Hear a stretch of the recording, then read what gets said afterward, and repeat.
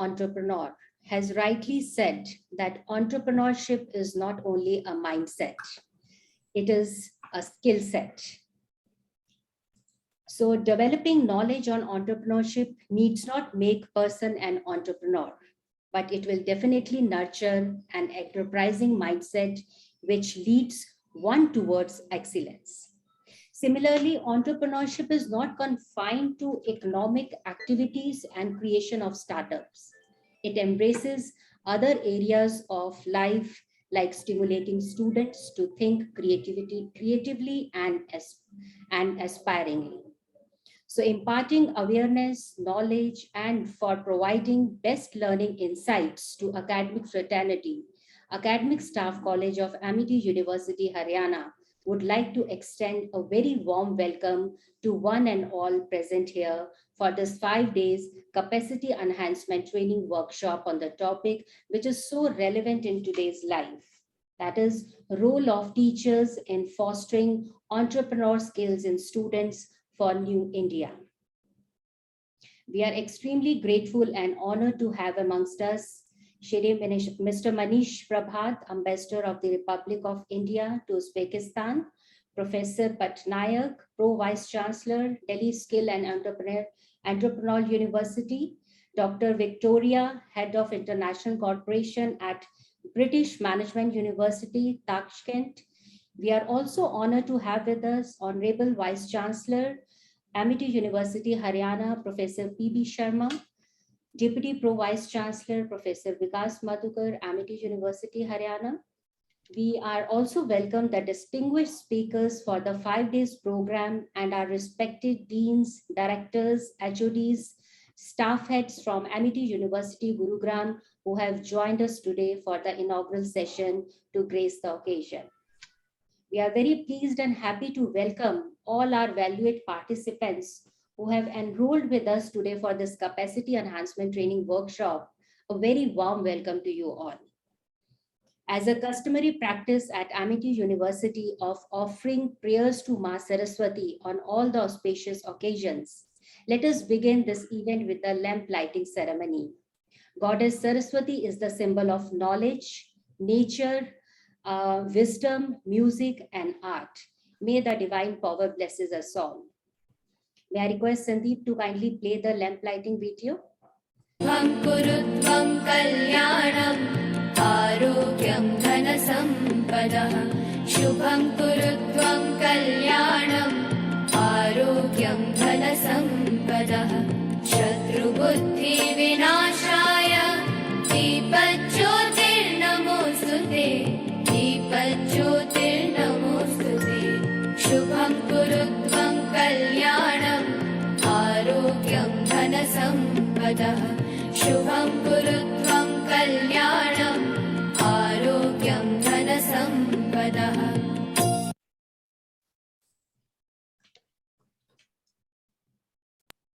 The new education policy 2020 has emphasized a lot to build up an ecosystem of entrepreneurial skills in higher education institutes throughout the country.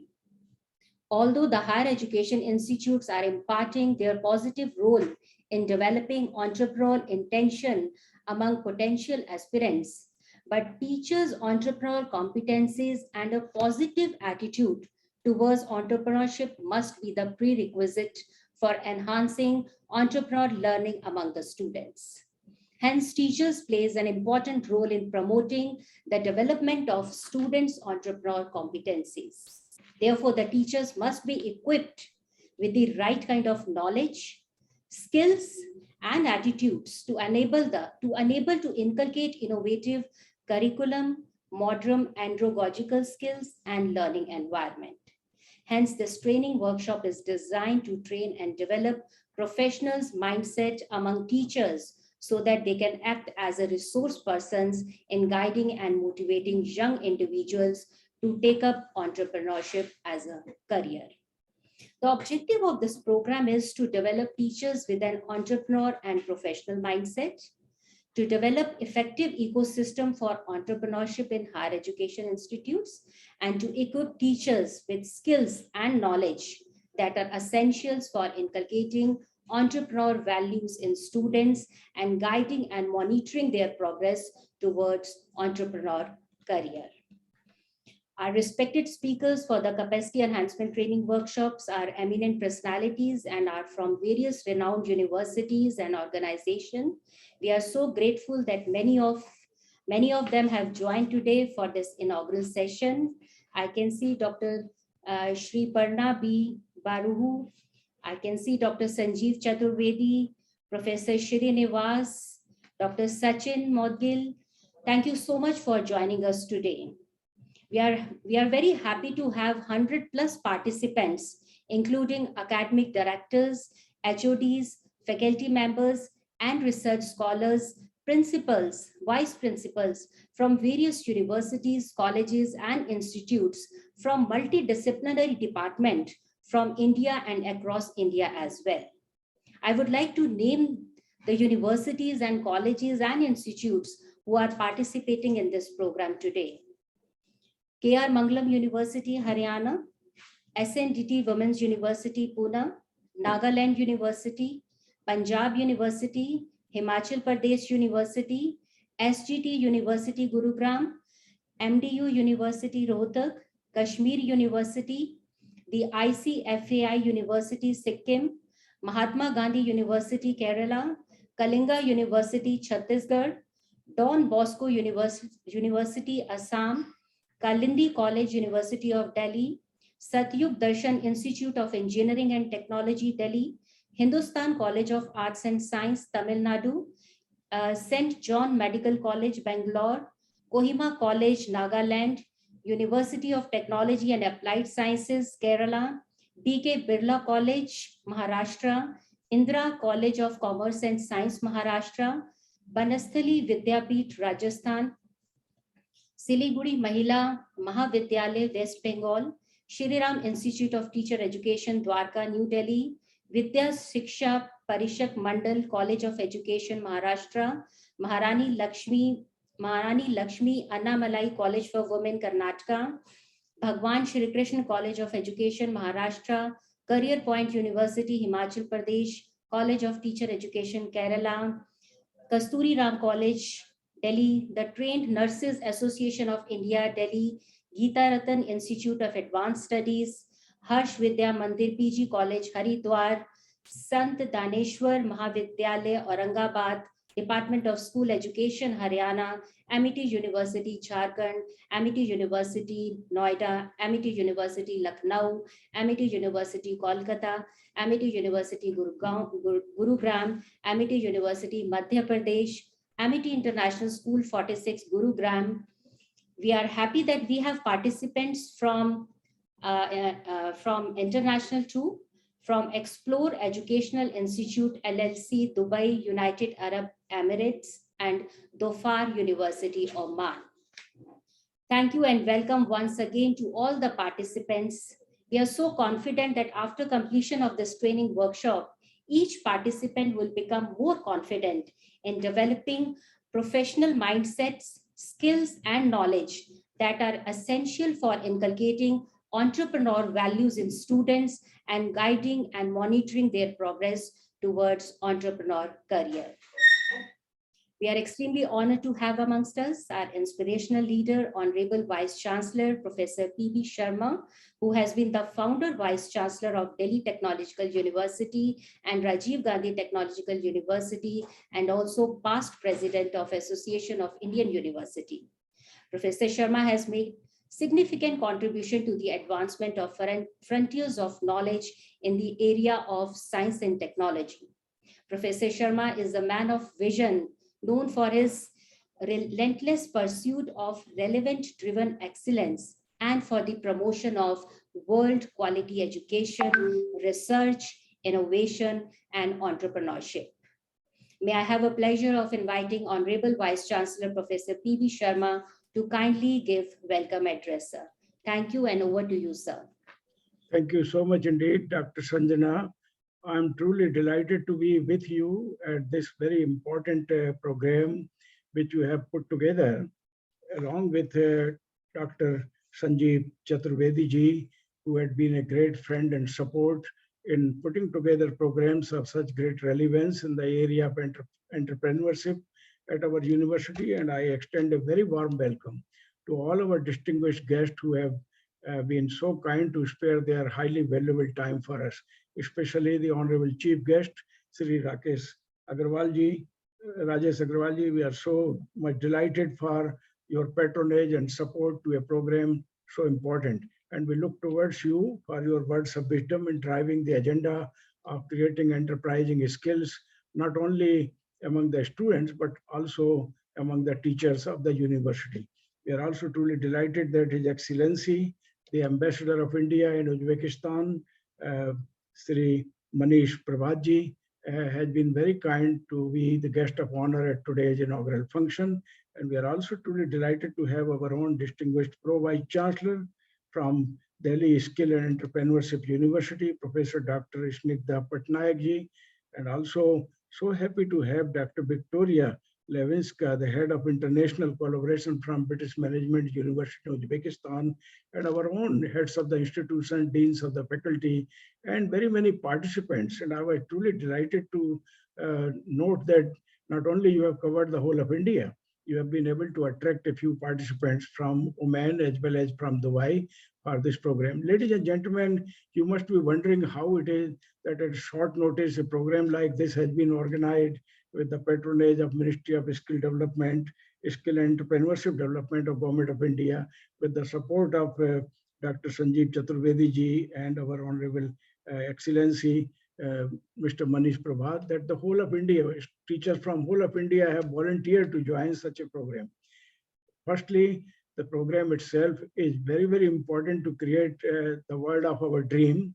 The world of our dream requires that each one of us should be able to utilize our capabilities and the competencies which we have for a good cause, to engage ourselves relentlessly up to the last breath of our life into useful and productive work that will make Mother Earth proud.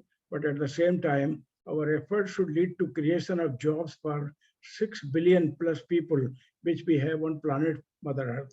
And this cannot be done without submitting to the cause of creating enterprising minds from the schools and colleges and universities, not only here in India, but around the world. The cause of entrepreneurship, I'm sure, is such today that it's not just a desirable feature, but in my opinion, an essential condition to create the beautiful world in which we wish to live today.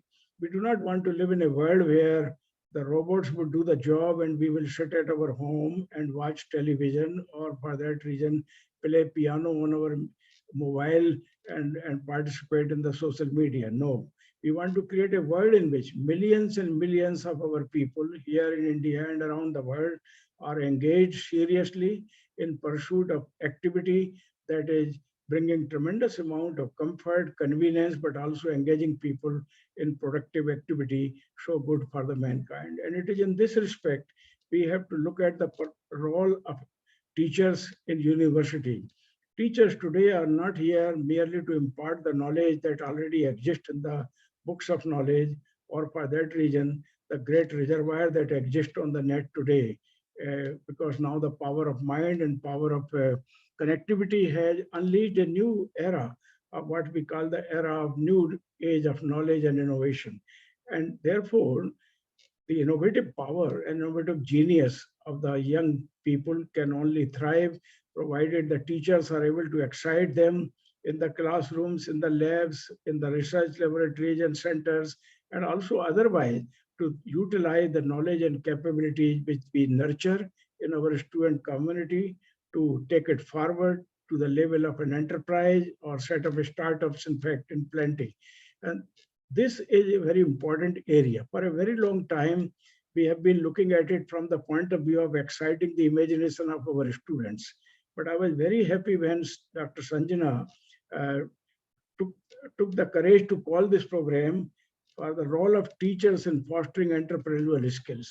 What role teachers have to play in order to create that enterprising mind of the students in great numbers in the university campuses is an important aspect.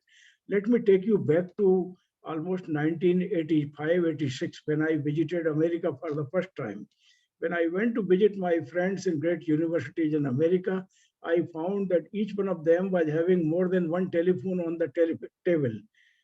At that time, I hardly had a phone in the department in IIT that time. And I asked them, why you have 3 or 4 color telephones on your table? They said, sir, one of them belonged to the university, another one belonged to the consultant company to whom I am working, yet another belonged to an enterprise which I have set up myself, and yet another one is my collaborator with whom I'm working on my research projects. I was really surprised. I asked them, what is it all about? And they told me that with the mission to create enterprising skills in the students, an agenda has been identified how to make teachers entrepreneurs. The minute you make teachers entrepreneurs, once you create enterprising minds in the teaching community, your task of creating enterprising minds and entrepreneurial skills in your students is largely achieved. If the teachers are enterprising, just imagine, then student automatically would emulate their example, because entrepreneurship created by leading by example and not by preaching as a guru. Nobody will take you seriously if you simply preached entrepreneurship. My own father, in my early days of childhood, told me, he gave me a mantra of entrepreneurship. Perhaps that's the mantra why I'm so successful. And this 5-day program, in my opinion, need to echo this mantra as much as possible. And the mantra my father gave me that time was, Uddmen hi siddhanti karyani na manorathai. Uddmen hi siddhanti karyani na manorathai nahi shuptas singas pravashanti mukhe mriga. That means entrepreneurship or enterprise is created not merely by thinking, but by acting upon the brilliant ideas and thoughts that you have. And therefore, acting and working on the ideas is more important than merely thinking and keep thinking and refining and revising those ideas. Entrepreneurship requires, in my opinion, minds that are restless to encash the power of the ideas and the power of mind which they have and translate that into workable actions that create startups and new age enterprises. Today, this task is far better, far easier, much better and far easier today compared to what it was when I graduated in engineering, say some 52 years back. At that time, to be an entrepreneur, you were looking forward for money. It was not coming so easily to you. You were looking forward for support and collaborator. They were not so easily identified. They were not so easily eager to support you. Today, you are in an age where the power of ideas have overpowered the power of money. In fact, the money flows where the ideas are. Money flows where ideas could be translated and transformed into enterprises and startups. There is no dearth of money today. People are looking for those entrepreneurs who are able to translate the idea into action, and they are prepared to put any money on it so long as it works. So this is the age, the advantage which you have today need to be encashed. In my opinion, it's very important to sensitize the teaching community about the role they have in creating enterprising minds in plenty from the campuses of university and colleges. I want to make every single teacher of Amity University an entrepreneur. And entrepreneurship has no bounds today because it has a very large canvas. You could be an entrepreneur by writing actually books, by writing articles which can be published or use some money. You could be an entrepreneur by putting an online portal for teaching your students. You could be an entrepreneur by providing your consultancy and advice to those who seek to you. You could be an entrepreneur by translating your idea into a patent and patent into a startup or enterprise which can mint millions tomorrow for you. You could be an entrepreneur where you create intellectual property and commercialize that property. 101 opportunities are there. So when I visited America in 1986, I was surprised that every university had taken a solemn decision to allow the teachers to become entrepreneurs. I asked them, would they not sacrifice their interest of teaching and research in the university? They said, no, sir. They are honest enough to tell us that if they set up an enterprise, they will tell us how much time per week they will spend on it. We will offset that much time from their timetable, and of course, accordingly, the compensation, etc. And this way, the enterprising minds were created in plenty. No wonder America was able to establish Silicon Valley.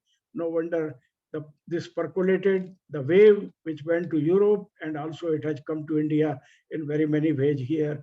Of course, China has led by example in this respect, and they have created enterprising minds, both in the teaching faculty as well as in their student and plenty, and that's why they are thriving so well at a global level. In nutshell, the point which I'm trying to sell to you today at the inauguration of this very important program, besides welcoming my very distinguished speakers who have given their highly precious and valuable time for us at this very important 5-day program inauguration, that enterprising minds of faculty are as important an agenda as creating enterprising minds of the students. If I am able to excite the imagination of my student to become Rockefeller themselves, they would be able to create millions and millions of people around them who would sail and swim in the direction of entrepreneurship. Coming to the skill part, which is very, very important, entrepreneurship requires coming in action. And I feel myself as a successful entrepreneur because when I joined IIT Delhi, I found there is no money for research in the Department of Mechanical Engineering. We were hardly getting 2 lakhs of rupees as the department money, while 40 of us were there. So I said, I will earn all the money which I require for my research. And therefore, I started bidding for research and development, became very successful, became one of the most powerful professors there, became an innovator, became a great researcher. And thereafter, of course, I achieved many successes, including raising a university of technology from ground zero without money, without people. All constraint around Rajiv Gandhi Technological University was raised as the founder vice chancellor. Today, the university thriving with great success. And same, I applied the same agenda at Delhi College of Engineering when I became the principal, exciting the imagination of teachers and students together towards entrepreneurship, towards innovation, towards translating innovations and innovative ideas into entrepreneurship. Is a mantra that leads to the success of the institutional leadership as well as of the teaching community. Today, all the institutions I worked, including the one which I am presently here at Amity University, Haryana, I'm so happy to inform that the founding fathers of Amity have christened the Amity University as a research and innovation-driven university and have made a firm resolve to translate the ideas into startups and startups into enterprises. And that's why Amity is thriving with success in terms of patenting of ideas, in terms of commercialization of patenting of the ideas, in terms of achieving the preeminent position of being #1 in the country, in terms of patenting and commercialization of intellectual property, even ahead of the IITs. Last year, we were rated at #1 by the Ministry of Commerce of the Government of India as #1 university thriving on the success of patenting and commercialization of intellectual property. So this mantra, in my opinion, need to be taken to all universities within the country, and for that reason, all universities around the globe. The world will be very different when the universities shall produce not just the human resources, but the people of mind and capabilities and ideas who will create millions and millions of jobs for their countrymen and for that region, the vast humanity. I leave you with these ideas and extend a very warm welcome to our very distinguished chief guest, Sri Rajesh Agrawalji, the Honorable Secretary of Ministry of Skill Development and Entrepreneurship of Government of India, to His Excellency, Mr. Manish Prabhat, the Honorable Ambassador of India in Uzbekistan, to our very distinguished speakers, Dr. Victoria Levinska from the British University in Tashkent. Tashkent is one place really speaking all Indians know, and all Indians have a very high regard for Tashkent because one of our former Prime Minister visited Tashkent and signed, in fact, a very important treaty with Pakistan at that time. And this is a place which we would like to, and I'm very happy that our own Amity University has a flag post in Tashkent. We are so happy to have you, Dr. Victoria. We are also so happy to have Dr. Snigdha Patnaik ji and all our distinguished actually guests present at this inaugural function, and all those who will be connecting to us as learned speaker during the 5-day program. I extend a warm welcome to each one of you on my personal behalf, as well as on behalf of the founding fathers of Amity University, the Honorable Founder President, Dr. Seem K. Chauhan. Dr. Ashok K. Chauhan must be most delighted today that we are looking at how to inspire the confidence as well as create capabilities in our teachers to become entrepreneur and excite the imagination of a student community towards entrepreneurship and skill development. Our Honorable Chancellor, Dr. Sim Chauhan, must be most delighted to have a program of this nature being organized by Amity University with the support of Ministry of Skill and Entrepreneurship Development of Government of India and with direct collaboration and cooperation with our friend Dr. Sanjeev Chaturvedi ji from the Indo-Uzbekistan Skill Center. I feel immensely delighted to extend to you all a warm welcome to this very important program and look towards your words of wisdom to concretize our directions as well as strategies so that we empower our university with the enterprising minds of teachers who in turn will excite the imagination to create entrepreneurship and skill development in the minds of our students so that tomorrow's world is far more engaging in terms of engaging people into productive activity compared to what it is today. Thank you so much, Dr. Sanjana, for giving me this opportunity to extend a warm welcome to all our very distinguished speakers as well as to the inspired participants coming from all over India, including some from Dubai and Oman. Thank you so much, ladies and gentlemen. Namaskar. Thank you so much, sir, for your evergreen, inspiring thoughts. And we always look forward to gain so much from your wisdom and foresight. Today also, you have clearly emphasized that entrepreneurship is all about passion and vision, for which a person needs a lot of perseverance, dedication, willpower, and guidance. Thank you so much, sir. Today, we are happy and grateful to have with us Dr. Victoria Levinsikia, Head of International Collaboration, British Management University, Tashkent. Dr. Victoria is an experienced university administrator, researcher, and lecturer. She received her PhD in social and political philosophy from the National University of Uzbekistan. Dr. Victoria had been awarded prestigious Fulbright Visiting Scholar and Fulbright Visiting Specialist Fellowship and conducted research and teaching activities at America University, Washington, D.C., and Jackson State University, Mississippi in United States of America, and more, and including many more. Her research interest areas are lying within such areas as academic libraries management and civil society development in Uzbekistan, where she has a number of publications. Throughout her career, Dr. Victoria had worked in higher education management and administration, as well as took part in various higher education projects involving partners including the United Kingdom, European Union, and USA. She was involved into strategic development of the first entrepreneur university in Uzbekistan, Team University, and worked there as deputy rector on students' engagement. May I have a pleasure of inviting Dr. Victoria to kindly address the participant. We are so fortunate, Dr. Victoria, to have you today with us. And thank you for our kind acceptance to give a talk. Over to you, ma'am. Thank you very much for such detailed introduction. I have forgotten many things you have mentioned from, my own experience. So for me, it is a great pleasure and a great honor to participate in such event. And I'm really appreciate everything that you are doing, and that 5 days workshop, that is, I think that one of the most interesting initiatives I have participated so far. I'm actually want to talk about my own experience of being involved into entrepreneurial education, and I want to share some not only ideas but some practices which I was thinking might be useful for other institutions as well. And we are living in Uzbekistan in a very interesting time of the rapid transformation in terms of economical development, in terms of business development, and also academic development. The education itself has turned into business project in Uzbekistan these days.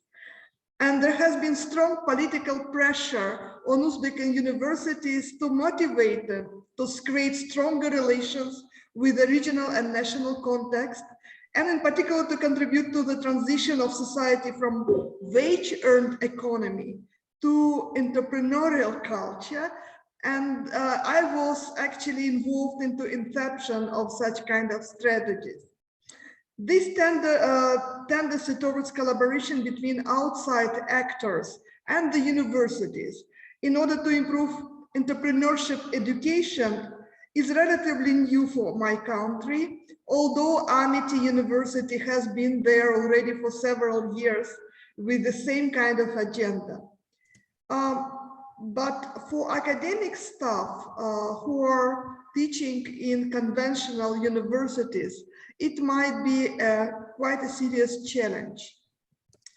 Before, teachers of group of teachers at the universities were often left at their own without guidance, without involvement into kind of big framework.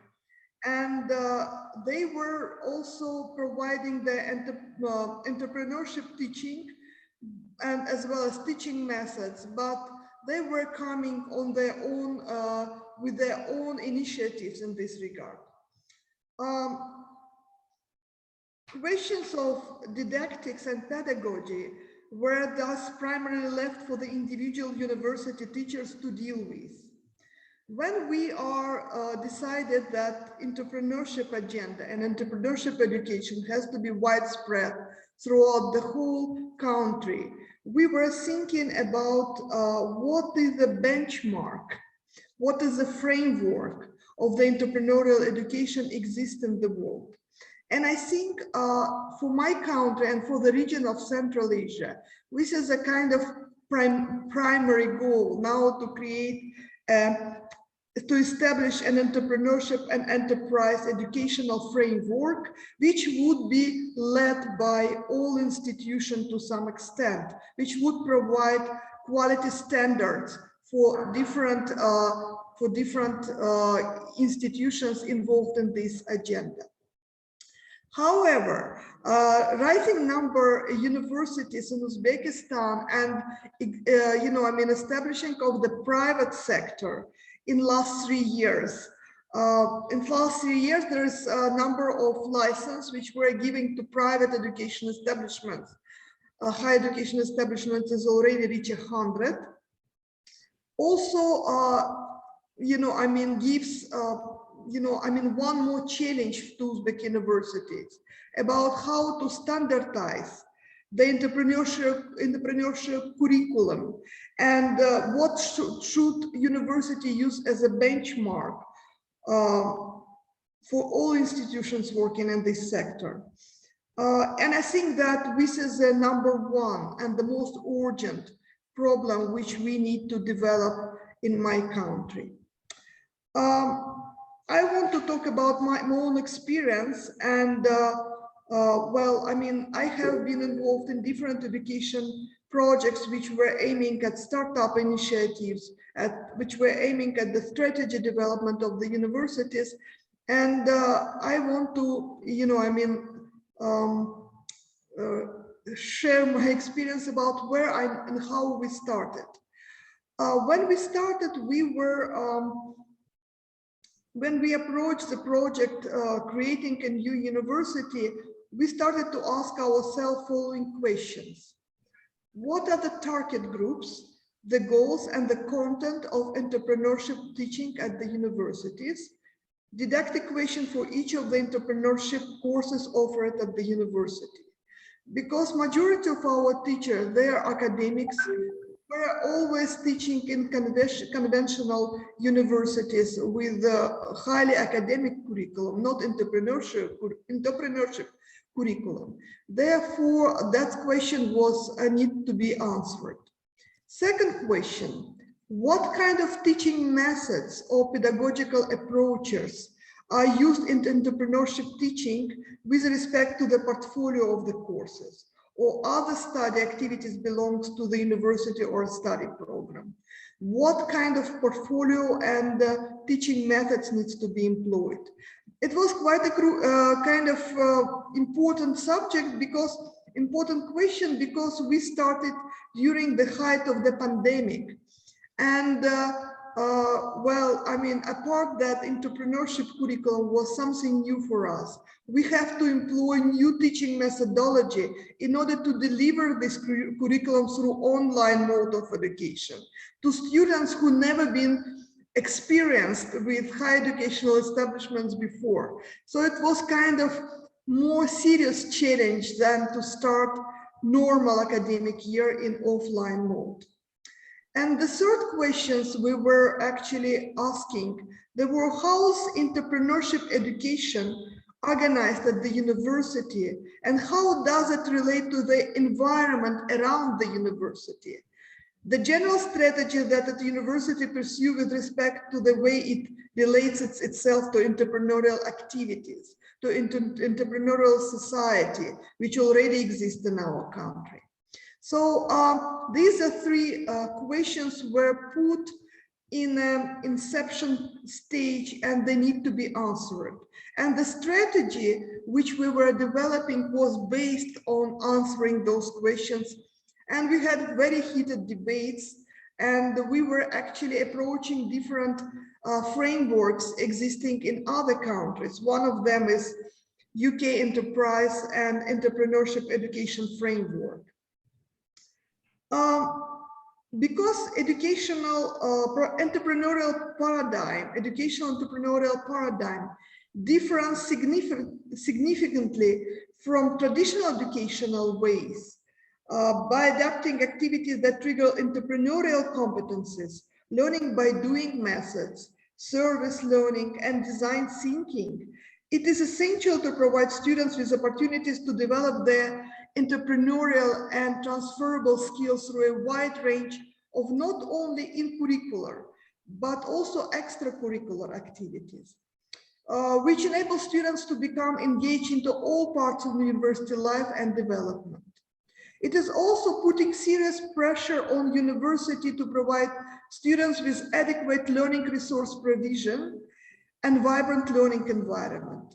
Because many things students are, in order to find their entrepreneurial idea, business idea, they have to rely on resources.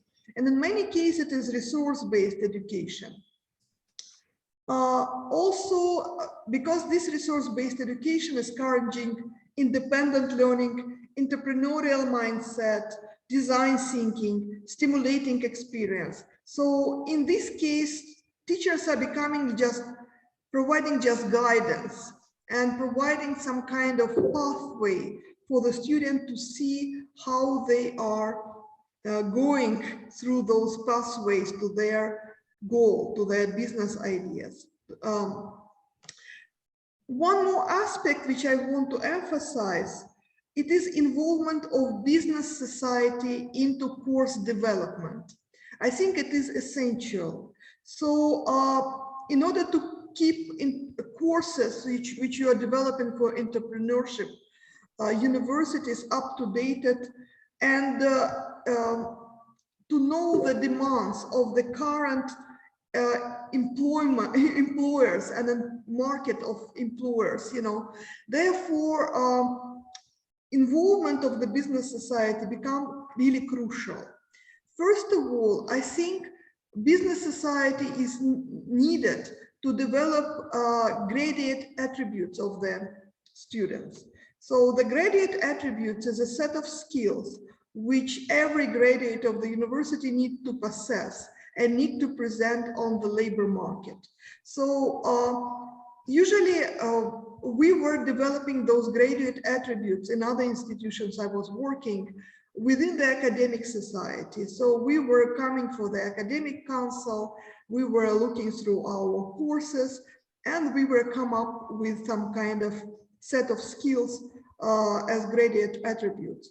This time we invited business society from different sectors who would be interested in graduates of our university to participate in this development.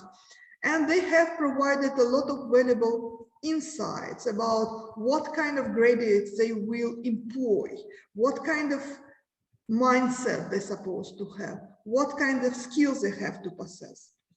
So I think that which is a very important milestone of involvement of the business community. Next important part in entrepreneurial development of students is organization of entrepreneurial environment within the university, fostering and nurturing startup provision, entrepreneurial mindset, business and financial literacy. So this is very good if you organize some internal project as this one. We, in our university, we call it entrepreneurial hub. And this entrepreneurial hub had elements of business incubator and accelerator, as well as some kind of academic and small group activities, those kind of academic insights. So it had many different attributes which would belong to different business incubators, accelerators, and other similar activities organized by the university. One more thing which I want to mention is a mentoring scheme. Sometimes our institutions are not giving much attention to it, but I think that mentoring scheme and mentoring as such is a very important part of nurturing the entrepreneurial environment within the university.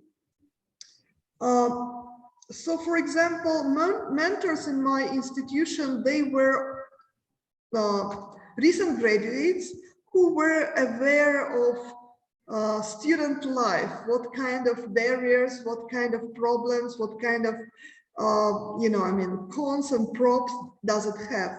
Therefore, they were helping them with academic activities by, for example, checking their, academic performance, asking what kind of help do they need. But at the same time, they also were mentoring their internship activities, as within the university internal internships as outside of the university. So, for example, they were getting feedback from the employers where our students were taking the internship, and they were also taking feedback from students who were taking the internship. This feedback was done 3 times through the internship in a midterm, by the end, and also was compared and was analyzed. This mentoring scheme was very effective. And when the students were doing their student satisfaction survey, they were actually identifying the mentoring scheme as one of the main success of the internship program itself. And also mentoring reports were helping us to identify the places for potential placement of our students in their, in their more advanced levels of study. Also, I want to also emphasize another things is participation of students in business associations, in business conferences, and many other things. One of the examples which I want to use is a Global Entrepreneurial Network. Global Entrepreneurial Network, or GEN, operates in more than 180 countries and has a number of different activities, including organization of Global Entrepreneurial Week. Mr. Sanjeev Chaturvedi was our distinguished guest for the most recent GEF, which was organized in 2021. So GEN, a Global Entrepreneurial Network, simultaneously in 180 countries, organizes this Global Entrepreneurial Week. And so you know that all universities or business association or whatever, they are participating in that across the globe. So Uzbekistan has joined this initiative 5 years ago, and we have organized it for 5 years. How it is organized? I was one of the organizers, so I'm quite thrilled by the whole thing, and I think it is a very good way of making students interested in their future business and formulate their business ideas. So this conference organized usually, the week is organized usually, this is the second week of November.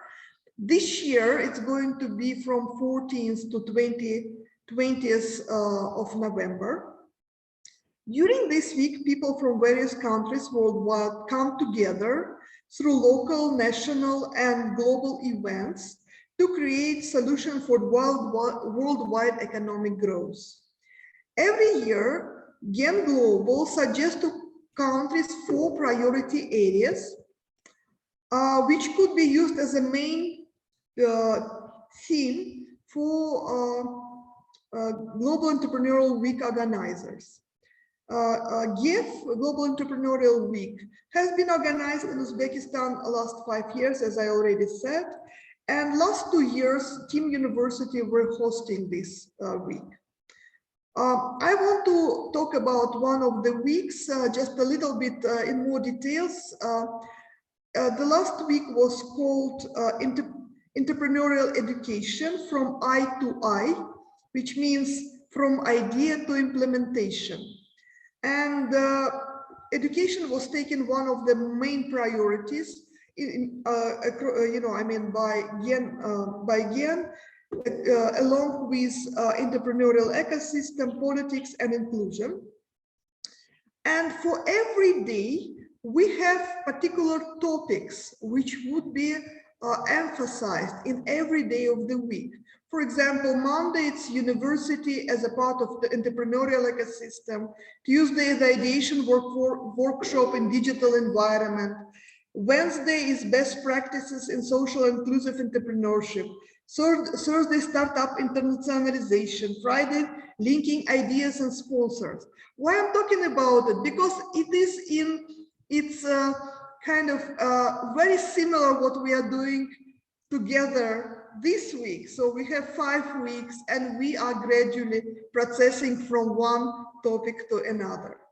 And this week was extremely successful because it was exposed the students to worldwide opportunities. And if they had some kind of questions how to find sponsors or whatever, those questions could be answered by distinguished experts, by experts who are working for a number of years in these areas. I think that one of the most important aspects for entrepreneurship education is introduction the ideas into the market. Students are coming up with their own startups, but implementation outside of the universities, outside of the community, when they are familiar, when they're feeling very much at home, is a kind of, might be a kind of problem. And therefore, GIF was included many training sessions about how to make interest amongst sponsors, how to approach business entities, how to make students interested, and many other things. Events of such level is not only expose students to new opportunities offered to them by getting exposure to new knowledge and outreach, but also allows to academics to update their teaching materials with new cases and practices. Moreover, they can ask direct questions to the presenters or start new academic collaboration for the benefit of entrepreneurship education in the country. Well, in the end, I want to express my gratitude for inviting me to participate in your conference. And as it's also a great opportunity for me to share my own experience and get acquainted with a network of Indian higher education establishments and with international education establishments. And I hope My institution, British Management University, will find long-term cooperation opportunities with some India's university or some other, Amity University in Uzbekistan or some other universities. So thank you very much. Thank you so much indeed, Dr. Victoria. Very many good points have come in. We cannot ignore to take note of. The first one, of course, on the top of the agenda is implement learning by doing as a part of entrepreneurial education, not just mere talks, but giving them, in fact, the exercises through which they learn by doing. Of course, most important is to create the skills of the kind that are required today, the critical thinking skill, independent learning skill, design skills, skills of analytics and simulation, but on top of that, skills of assessing the ground realities of the market through the market surveys and integrating the industry. Mentorship, of course, is absolutely necessary because often entrepreneurs are having very high stresses in their mind, stresses of anxiety, stresses of registering success at the earliest, and the fear of failure at the same time. And they're also desirous to achieve much more in the shortest possible time. And therefore, mentorship is very, very important. But last but not the least, eye to eye is absolutely essential because you cannot keep your ideas only to you and praying to God Almighty for implementation. Entrepreneurs have to jump on their feet and implement their ideas and touch the failure or success depending upon how best they perform. But mentorship by the Global Entrepreneur Network offers a great support. All the best to you. Thank you so much indeed, Dr. Victoria, for such important inputs right at the beginning of the program. Thank you. Over to you, Dr. Sanjana. Thank you so much, Dr. Victoria, for your delightful deliberations and sharing your experiences, which have thoroughly excited all of us. We look forward to have more collaborations with you. Thank you so much. We are happy to have with us Professor Vikas Madhukar, Deputy Pro Vice Chancellor and Dean Faculty of Management Studies, Amity University, Haryana. Dr. Vikas Madhukar is also heading the Amity Innovation Incubation, which is supported by Ministry of Electronics and Information Technology and leading entrepreneurship and startup initiatives at university. Dr. Madhukar has mentored several students in translating their ideas into business model and providing startup support through Incubation Center. May I have pleasure of inviting Dr. Madhukar to kindly address the participants. Thank you, Dr. Madhukar, and over to you. Thank you so much, Dr. Sanjana Vij. Very good afternoon to all. Good afternoon to our Honorable Vice Chancellor, Professor Dr. P.B. Sharma, our guest of honor, Mr. Manish Prabhat, Ambassador of India to Uzbekistan, our Honorable Chief Guest, Shri Rajesh Agarwal ji, Secretary, Ministry of Skill Development and Entrepreneurship, Government of India. I would like to apprise to our Chief Guest that Amity University, Haryana has been empaneled under Pradhan Mantri Yuva Yojana to impart skill and entrepreneurship education. And we've been empaneled in the very first year by the Ministry of Skill Development. And as a part of imparting entrepreneurship education, we have started a minor degree track in entrepreneurship, which we may have, which is kept open for the students of all discipline. And I'm delighted to share that we have already had a batch of 60 students passed out with a minor in entrepreneurship. And there are 180 plus students, those they are in pipeline and doing their program minor in entrepreneurship. A very good afternoon to my other colleague, Major General Bal, Dean Student Welfare, Rear Admiral Pandey, who is Director of HR and also the Director of Amity Staff College, and the Chief Organizer of this program, Dr. Sanjana Vij, and my other colleague. I have a small presentation to share, so I would like to share my screen.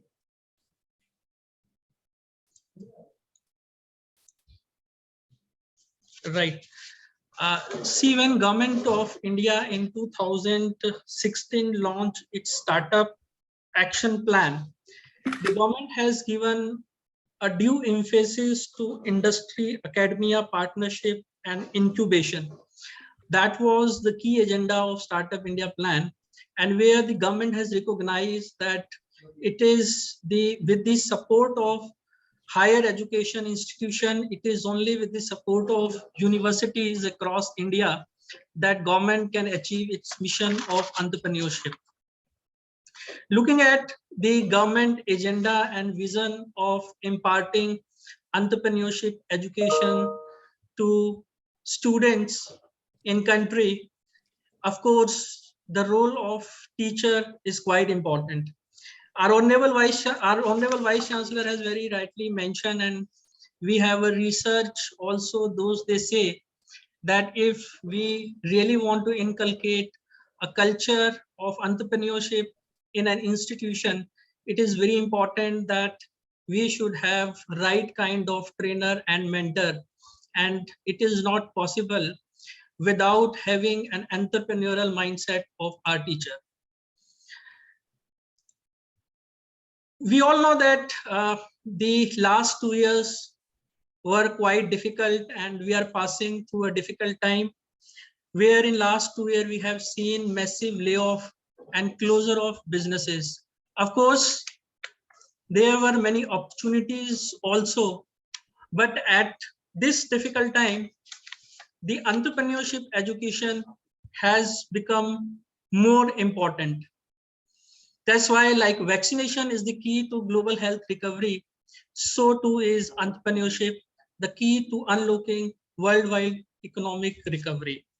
I have 6 capsule point for teacher, and I'm going to take up very quickly, as Dr. Sanjana has indicated that we have short of time. So the first point is that our teacher need to understand that entrepreneurship is not an inborn trait. It is a discipline, and entrepreneurship can be taught like any other discipline. An entrepreneurial perspective can be developed in individual. That's why this is the reason that today India, now we are seeing many first generation entrepreneur. So gone are the days when we used to have a mindset that only a businessman family can lead the businesses further. So this is very important aspect, and attitudinal change is required. The second important point is attitude change from the perspective of job seekers to job creator.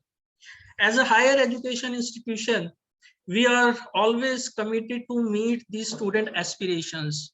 Now, it is very important for our teacher to understand what are our student aspirations. Not all of our students want to be job seekers.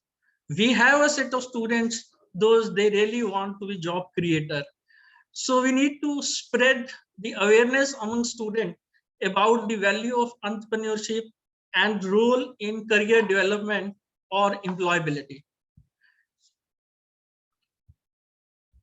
The third important point, which Dr. Victoria also highlighted, is curriculum, co-curriculum, and extracurricular activities. So when we are looking at a higher education institution and we want to build up an ecosystem of entrepreneurship, the one of the important component of ecosystem is the set curriculum. So we need to ensure that the entrepreneurship education should be imparted to student. Either we should incorporate the related courses on entrepreneurship, related program, and this should also be imbibed in the co-curricular and extracurricular activities of the students. Then, of course, when I'm talking about the co-curricular and extracurricular activities, the role of student clubs, bodies, and departments are very, very important. At here, Amity University, Gurugram, we have Institution Innovation Council. We have Entrepreneurship Cell, which is purely organized and run by the students of the university.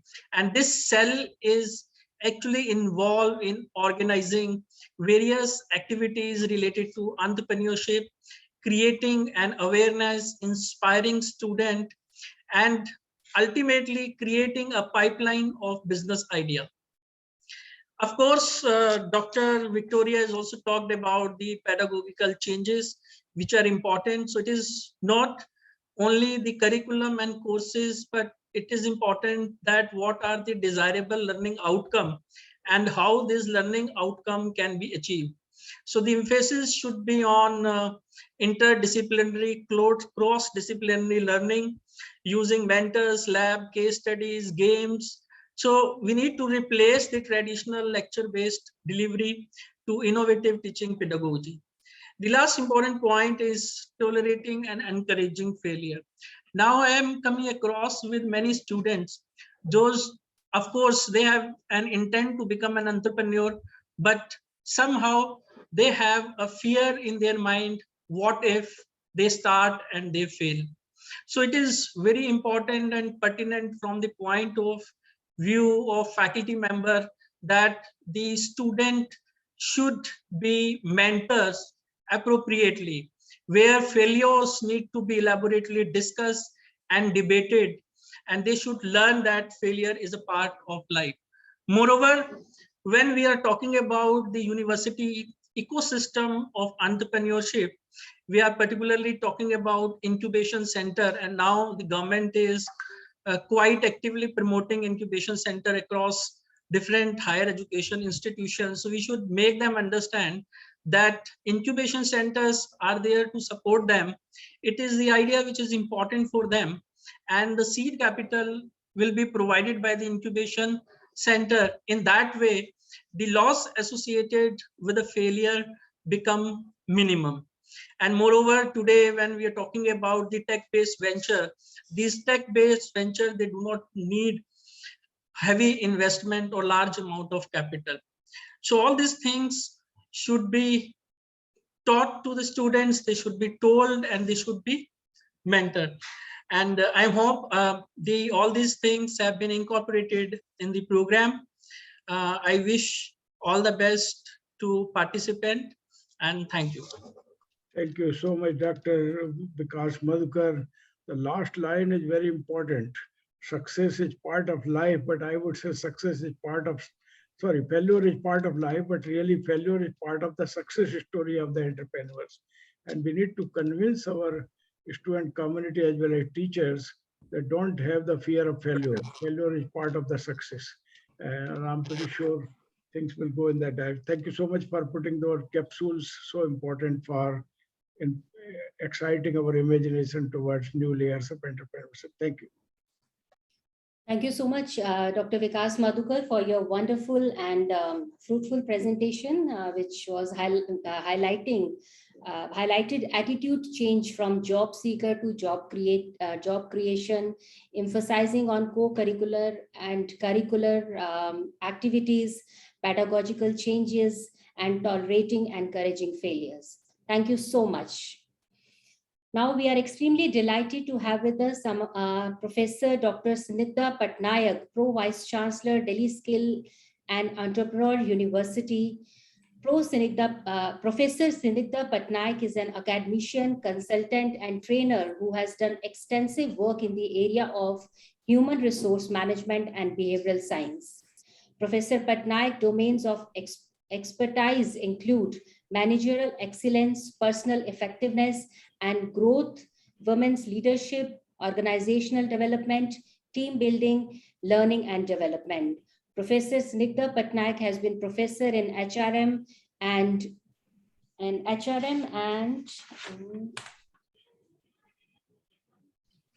founding dean of the School of HRM at XIM University, Bhubaneswar.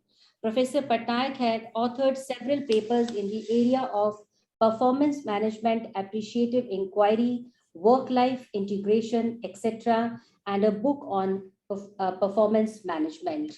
Professor Patnaik is a recipient of the Arya Award in 2016 by the Parichaya Foundation in recognition of her contribution and achievement in the field of education.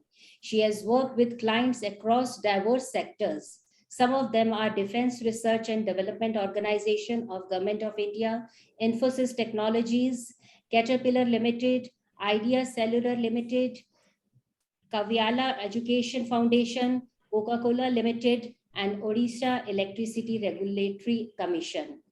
May I have a pleasure of inviting Professor Patnaik to kindly give her address.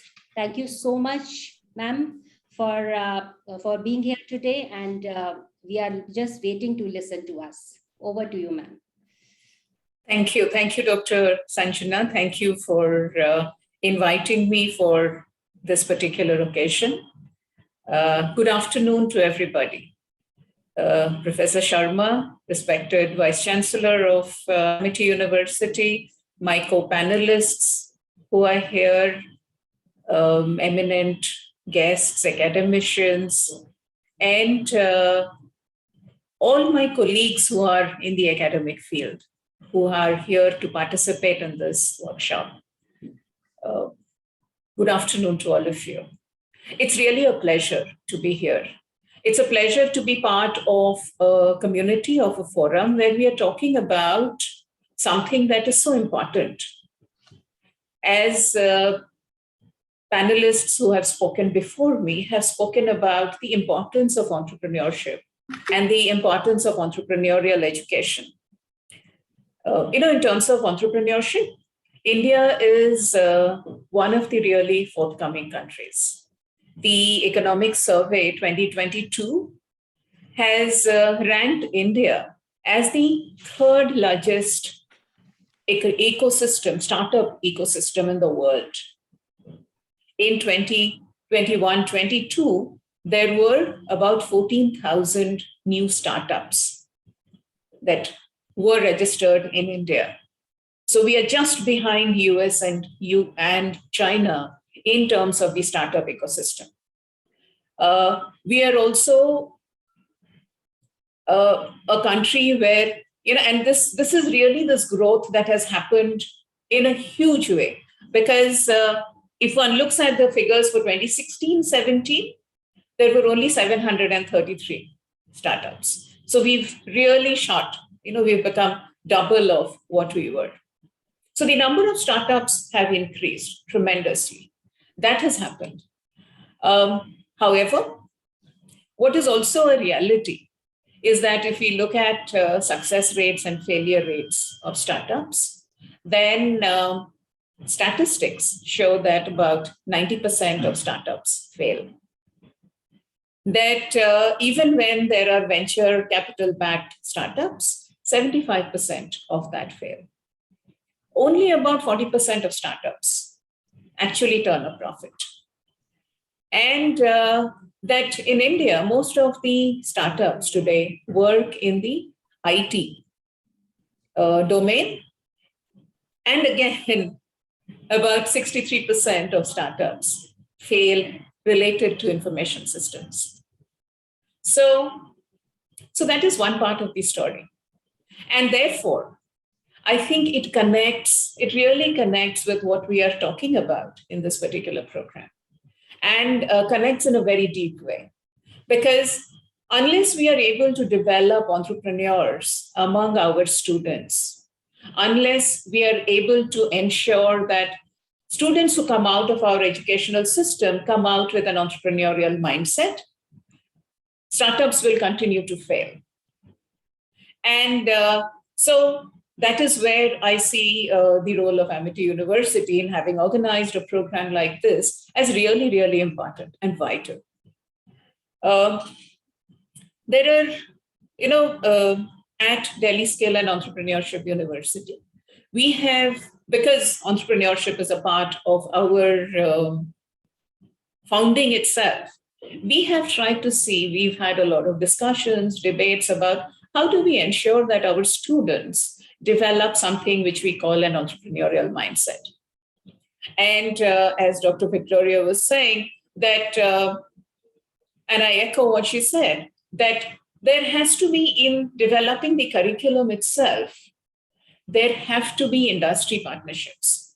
So in the curriculums that we have developed, we have tried to bring in industry as much as possible, have included them in what we've called the curriculum advisory groups, and have had them be a part of our curriculum development, so that we have academia and industry that has come together to build this curriculum.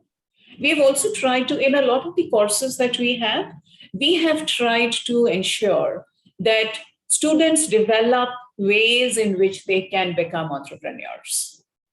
And developing this entrepreneurial mindset, how does one really develop an entrepreneurial mindset becomes a question. My husband has been an entrepreneur, and I've, kind of lived with an entrepreneur for many, many years. He's done well in some, not done well in others. And as I spoke to other people who've been entrepreneurs in a very small way, there are several things that they said that they wished they knew or had been taught as they became entrepreneurs. And as I spoke to them, there were three things that really stood out, which I wanted to talk about. These three things are interconnected in various ways. The first is that, when we teach entrepreneurship, a lot of times one tries to teach students to create business plans. So you create a business plan, you do this in terms of your business plan. One of the things that an entrepreneur told me is that, you shouldn't teach students how to make business plans. Teach them how to make business experiments instead. Experimenting is very, very important, because the more you experiment, it gets linked to what was spoken about a little while earlier about fear of failure. Now, the more I experiment, some experiments succeed and some experiments fail. And if I am able to do that experiment in a smaller way, in a smaller space, then I sometimes may lose, my fear of failure may become a little less. When one looks at the millennials, this generation of students that we have in our classes today, this generation of students that have grown up in a certain way, this generation of students that in many ways is a very privileged generation, is a generation that has been pampered in many ways, where we as parents have tried to really take care of them, tried to protect them from the hardships of the world. And in the process, what has also happened is that these students are very afraid of the hard knocks of life. This is a shift that is really required. When I meet students in the classroom, a lot of these students are, the first time they meet a failure, they just crumble and are not able to handle it. I think if we can change this mindset of these students, if we can make them a little more tough in what they do, in how they face failure, then I think that would be one primary life lesson that these students would learn. If one looks at an organization like 3M, one of the most innovative companies in the world, the company that has the largest number of patents to its name, the company that created Post-it notes. Now, in this company, failure is actually celebrated. If you fail, it's okay. You're not punished for failure, but failure is celebrated. You are allowed to, it's not as if you fail and therefore you get less resources next time. If you fail, you are allowed to take as much resources as you did earlier. All that you need to do is to make sure that you articulate what is it that you have learned from the failure, and see how you can minimize the cost of that failure. I think in our Indian ecosystem, what happens is that there has to be a balance that has to be there. Because the cost of failure for an entrepreneur, when you are really in your entrepreneurial journey, can be very, very high. If I have invested 10 lakhs in a business and I come from a certain background, I can't afford to lose that. So therefore, what is this balance? And it's really a fine line that one has to draw between, how much can I fail and what is the cost of that failure? So how hard do I need to push? So That is something that I think our students need to learn, and they need to learn that in a space, for example, in the educational space, in the university space, where there is a little bit of a fallback. And we are allowed to give some, we can cushion the students a little bit so that they can experiment and therefore create business experiments, experiment with them. And we do a little bit of handholding. Not handhold too much. I think too much of handholding also is not beneficial for the students. So handhold as little as possible, let them make mistakes and learn from those mistakes. The other thing related to this, which I think is very important and which has been spoken about, is related to experiential learning. That entrepreneurship is something that has to be experienced. It's not something that can be taught. I cannot teach you to be an entrepreneur. I can, lecture you, but it's like learning to swim. Until I get into the water, I will never be able to learn to swim. So to be an entrepreneur, I have to live entrepreneurship. I have to experience entrepreneurship. And therefore, experiential learning is very important. But experiential learning has also to be intentional. There has to be a process to it. And in that terms, there is a model that was developed by a behavioral psychologist called David Kolb, who developed something called the experiential learning cycle, which I want to talk about a little bit. Kolb, in his experiential learning cycle, said that all of us go through experience. All of us, throughout life, there are experiences that happen. Some of us learn from our experience. Some of us don't learn from the experience. And to be able to learn from an experience, there is a process that needs to be followed. So I have an experience. The second step is to reflect on it. He called it reflective observation.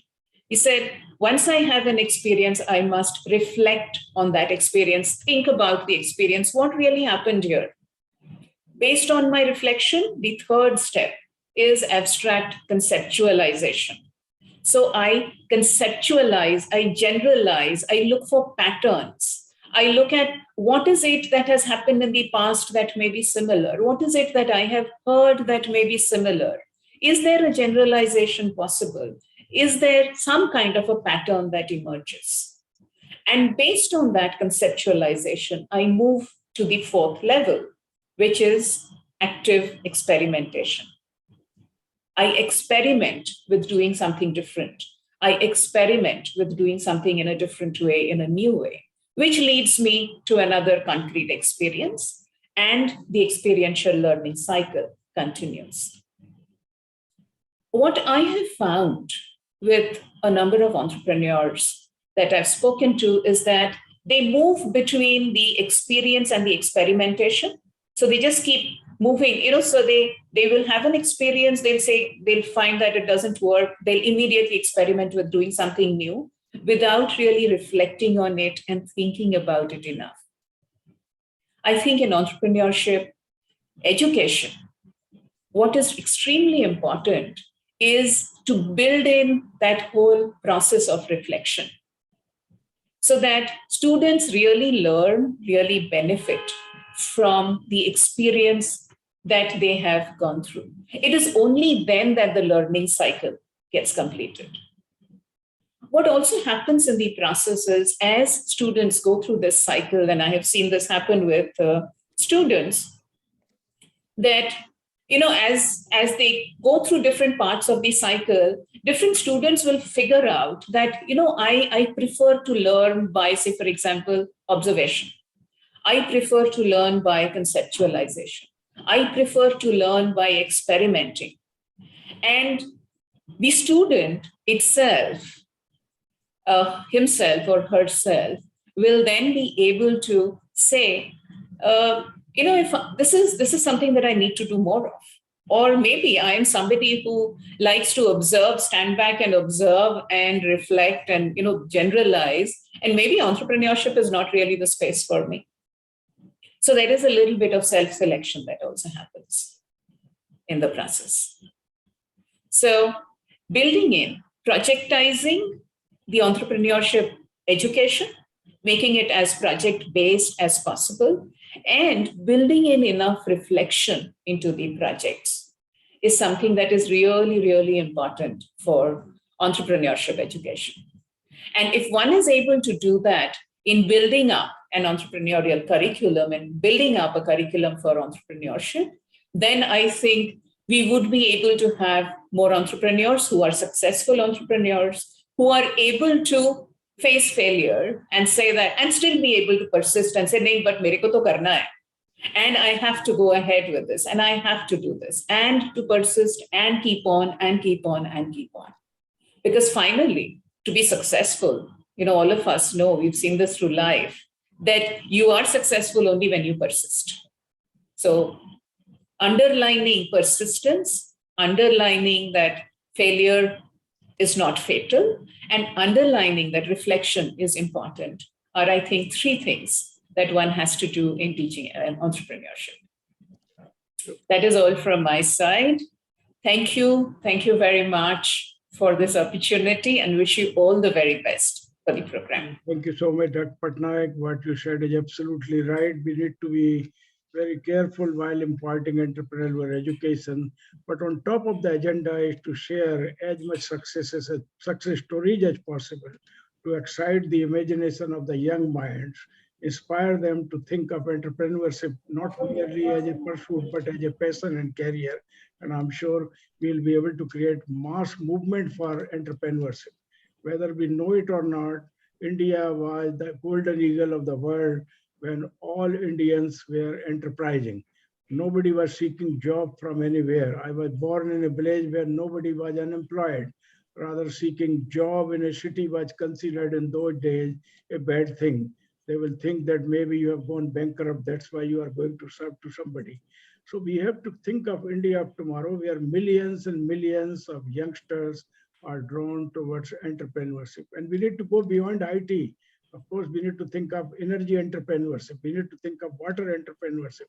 We need to think of high-tech, agri-tech entrepreneurship. We need to go to rural India with high-tech capabilities and scientific mind to create new age entrepreneurship there, so that rural India becomes the growth center of the economy rather than the urban cities, which currently are the magnets for creating jobs and setting up enterprises. So a whole lot of this work requires, in my opinion, new strategies for India at 80, because we have 5 years from now. India at 75 is already here. But India at 80 must be an enterprising India. It must be India which should serving the cause of creating millions and millions of new age entrepreneurs from the strength of innovativeness which they have in plenty in our country. So thank you so much for sharing your thoughts, and I'm sure entrepreneurial education need to be taken up far more seriously than perhaps it is. Thank you so much. Thank you. Thank you so much, Dr. Patnaik, for throwing light on the main topic. It was great listening to your thoughts, wherein you have emphasized a lot on educational, organizational partnership with industries, doing experiments, experiential learning. So thank you so much for your wonderful insight. Thank you so much, ma'am. Today, we are very fortunate and honored to have with us our guest of honor, Mr. Manish Prabhat, Ambassador of the Republic of India to Uzbekistan. Mr. Manish Prabhat, IFS assumed charge as Ambassador of India to Uzbekistan on 24th September 2020. Prior to this, Mr. Manish Prabhat headed the Eurasia Division in the Ministry of External Affairs, New Delhi. Mr. Manish Prabhat is a career diplomat who has served in the Ministry of External Affairs, New Delhi, and in India's missions abroad in Moscow, Yerevan, Washington, DC, Milan, and Paris. Mr. Manish Prabhat joined the Indian Foreign Services in 1996 and holds a master's degree in history from the University of Delhi. Mr. Manish Prabhat speaks English, Hindi, and Russian language. May I have the pleasure of inviting Ambassador Mr. Manish Prabhat to kindly address the participants. We are so fortunate, Mr. Manish Prabhat, to have you today with us. Thank you. Thank you so much, and over to you. A very warm welcome to you, Your Excellency, for your highly valuable time with us. Thank you. Namaste. Good afternoon, everybody. Thank you, Dr. Sanjana Vij, for such a warm introduction. Thank you, Professor P.B. Sharma, Vice Chancellor, for your illuminating lecture, which set the tone of this session. I also would like to pay my respect to Secretary to Government of India, Shri Rajesh Agrawalji, Ministry of Skill Development and Entrepreneurship. We had a very spate of interesting conversations, and our distinguished panelists presented their views. There was also a view from Uzbekistan when Dr. Levinskaya spoke to us. And of course, here, I'm not an expert. I'm not a professor of management, but I'm happy to be here with you, joining you here, because this theme is very important. Also, not only for India, but also for Uzbekistan. And, I would like to just say a few bits from my side that, because this theme of entrepreneurship and skill development is, important for the entire globe today, but especially for India and Uzbekistan, how government of Uzbekistan and how government of India has been dealing with this, and dealing with this together in a few senses, and that has become very important, and it's an important part of our recent foreign policy initiative with Uzbekistan and Central Asia. And as Uzbekistan this year celebrates 30th anniversary of its independence, we are also in the year of 30 years of completion of establishment of diplomatic relations between India and Uzbekistan. So this is a very important year for both countries, and it is good to see that what has been happening, especially in the field of education and entrepreneurship and skill development. And talking of Uzbekistan, we are talking of a country which came into its own being after the dissolution of the Soviet Union, and there was a period of guaranteed jobs and income during the Soviet period, and after that dissolution, Uzbekistan became independent like many other countries which came out of the Soviet Union. And suddenly, as one of our speakers was just talking about that, she gave examples from how entrepreneurs were telling her that when they were, honing their skills, they wished that somebody would have guided them. And we can understand that in Uzbekistan also, once the independence came, of course, people perforce had to find, jobs and create their own, businesses, so as to say, and private enterprise was almost absent in Soviet Union. So after that, these people actually, started their own businesses, and they started to delve into domains in which they had no expertise. In fact, these countries even did not have private banking system. There were no concept of banks, etc. So from such difficult days, of course, some businesses were successful, some were not successful, and they had to stand on their own feet, and this somehow has continued.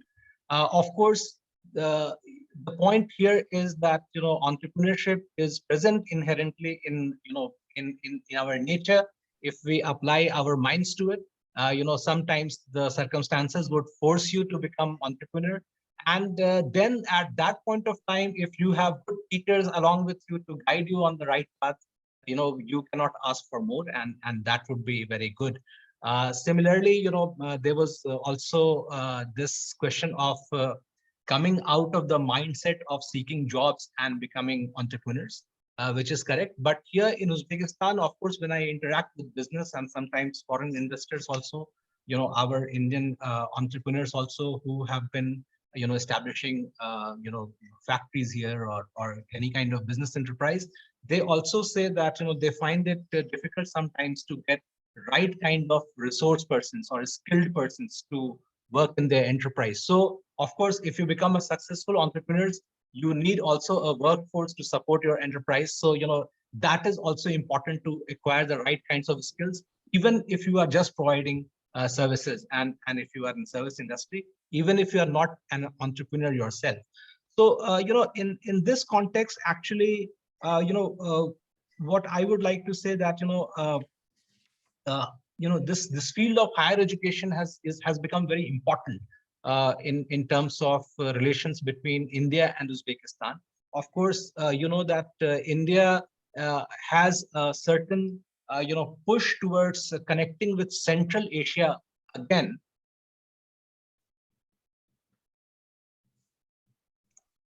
Of course, we have centuries and centuries of relationship with Central Asia, and it is only during modern times after our independence, there was a bit of loss of touch with Central Asia, and we are trying to reconnect.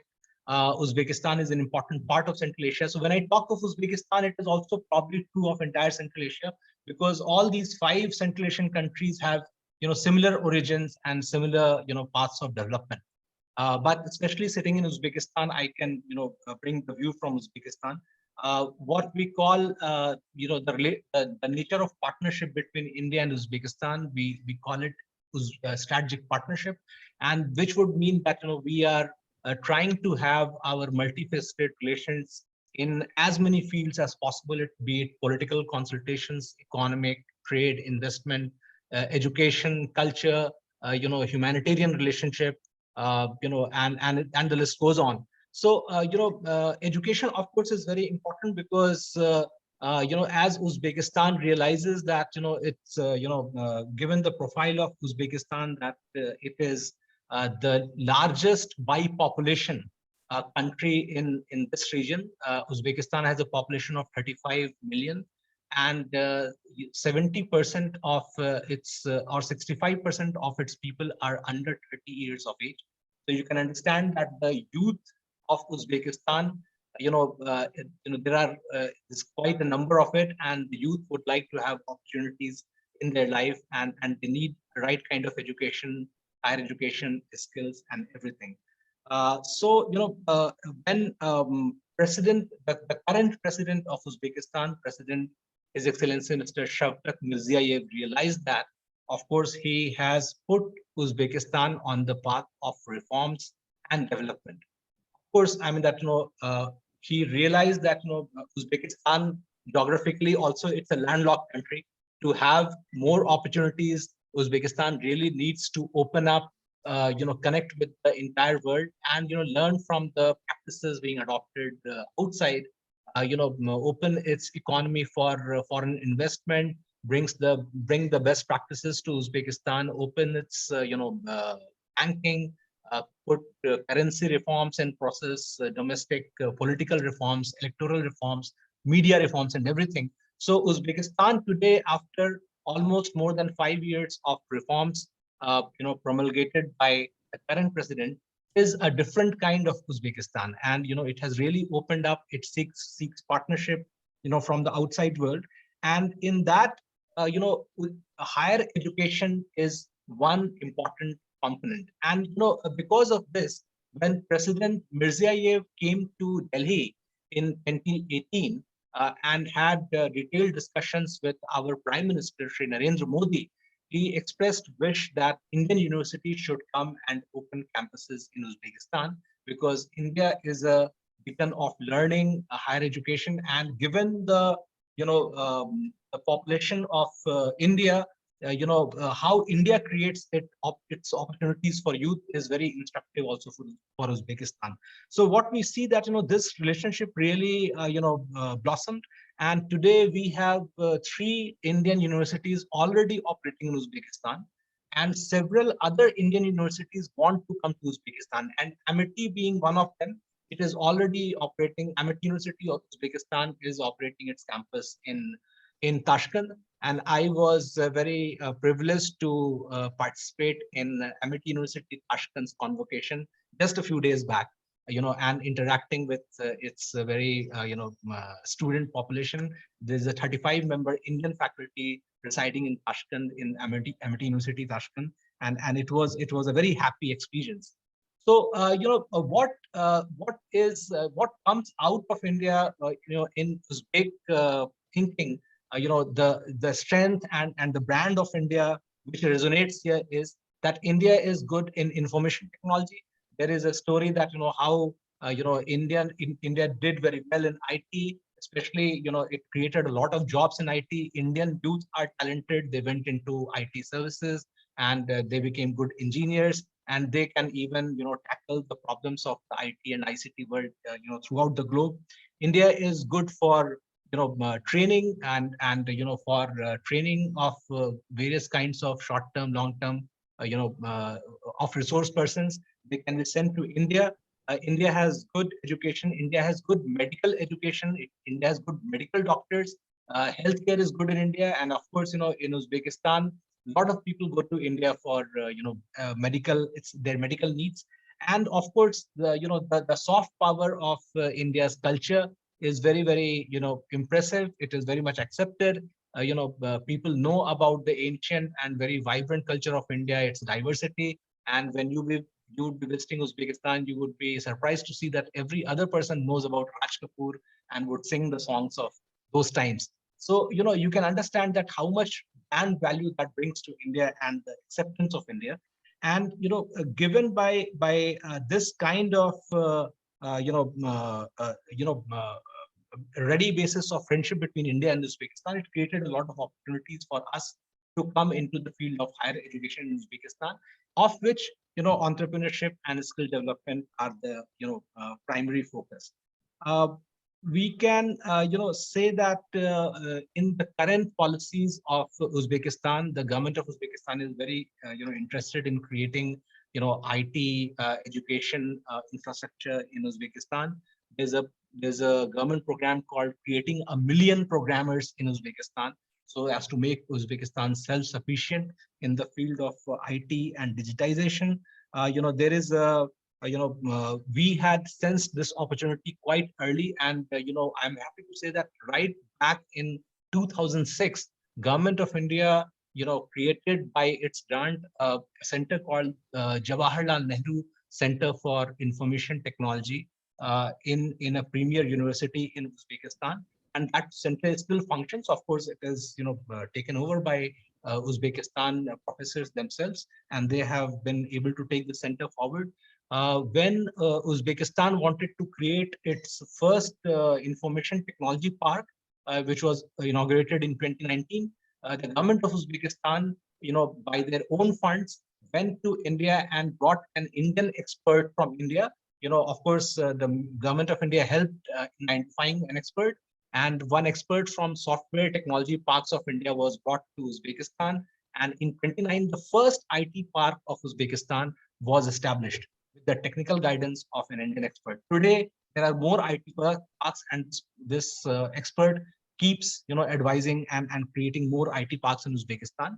And then we have the happy experience of the Entrepreneurship Development Center, which is called India Uzbekistan Entrepreneurship Development Center, which is functioning in Tashkent. It was inaugurated in 2019 when Uzbekistan was celebrating its year of entrepreneurship. So you can understand that government of India was contributing to the focus of government of Uzbekistan on entrepreneurship, and we created an entrepreneurship development center in Tashkent, and its resident director, Dr. Chaturvedi, I think that probably he would be present in the session today, and he is also a resource person for your 5-day training sessions. Of course, he is resident here, and he was sent by Entrepreneurship Development Institute Ahmedabad to man the center. The center is created by Government of India and is sponsored by Ministry of External Affairs. So you can understand that how much focus Government of India was also giving to the field of information technology and entrepreneurship, and by sending the resource persons from India to also inculcate the spirit of entrepreneurship and the teaching which should be available to Uzbek teachers themselves and the students. Uh, in the current push towards higher education and creating the skills, the president of Uzbekistan is paying a lot of attention for learning, towards learning of foreign languages. Uzbekistan, of course, as I told you, that Central Asian country with language as Uzbek or Russian as lingua franca in the entire region, given its past history of association with Russia. Of course, Russian is here to stay, but if Uzbekistan also has to create business connect with the outside world, it has to learn more foreign languages. And so, the president of Uzbekistan emphasizes that every Uzbek youth coming out of the school, going into the universities, must train himself or herself in at least 2 foreign languages. So, there's a lot of emphasis on English language. And so, English is a source here of creating the right kind of skill, to become an entrepreneur, to connect with the outside businesses. So here we can, we are not only talking of information technology or startup labs. It's also about learning languages. And, it is very interesting that, how it comes back in different kinds of, methods. You would be happy to know that even Hindi is taught in Uzbekistan in a very big way. The Tashkent State University for Oriental Studies has been teaching Hindi since 1947.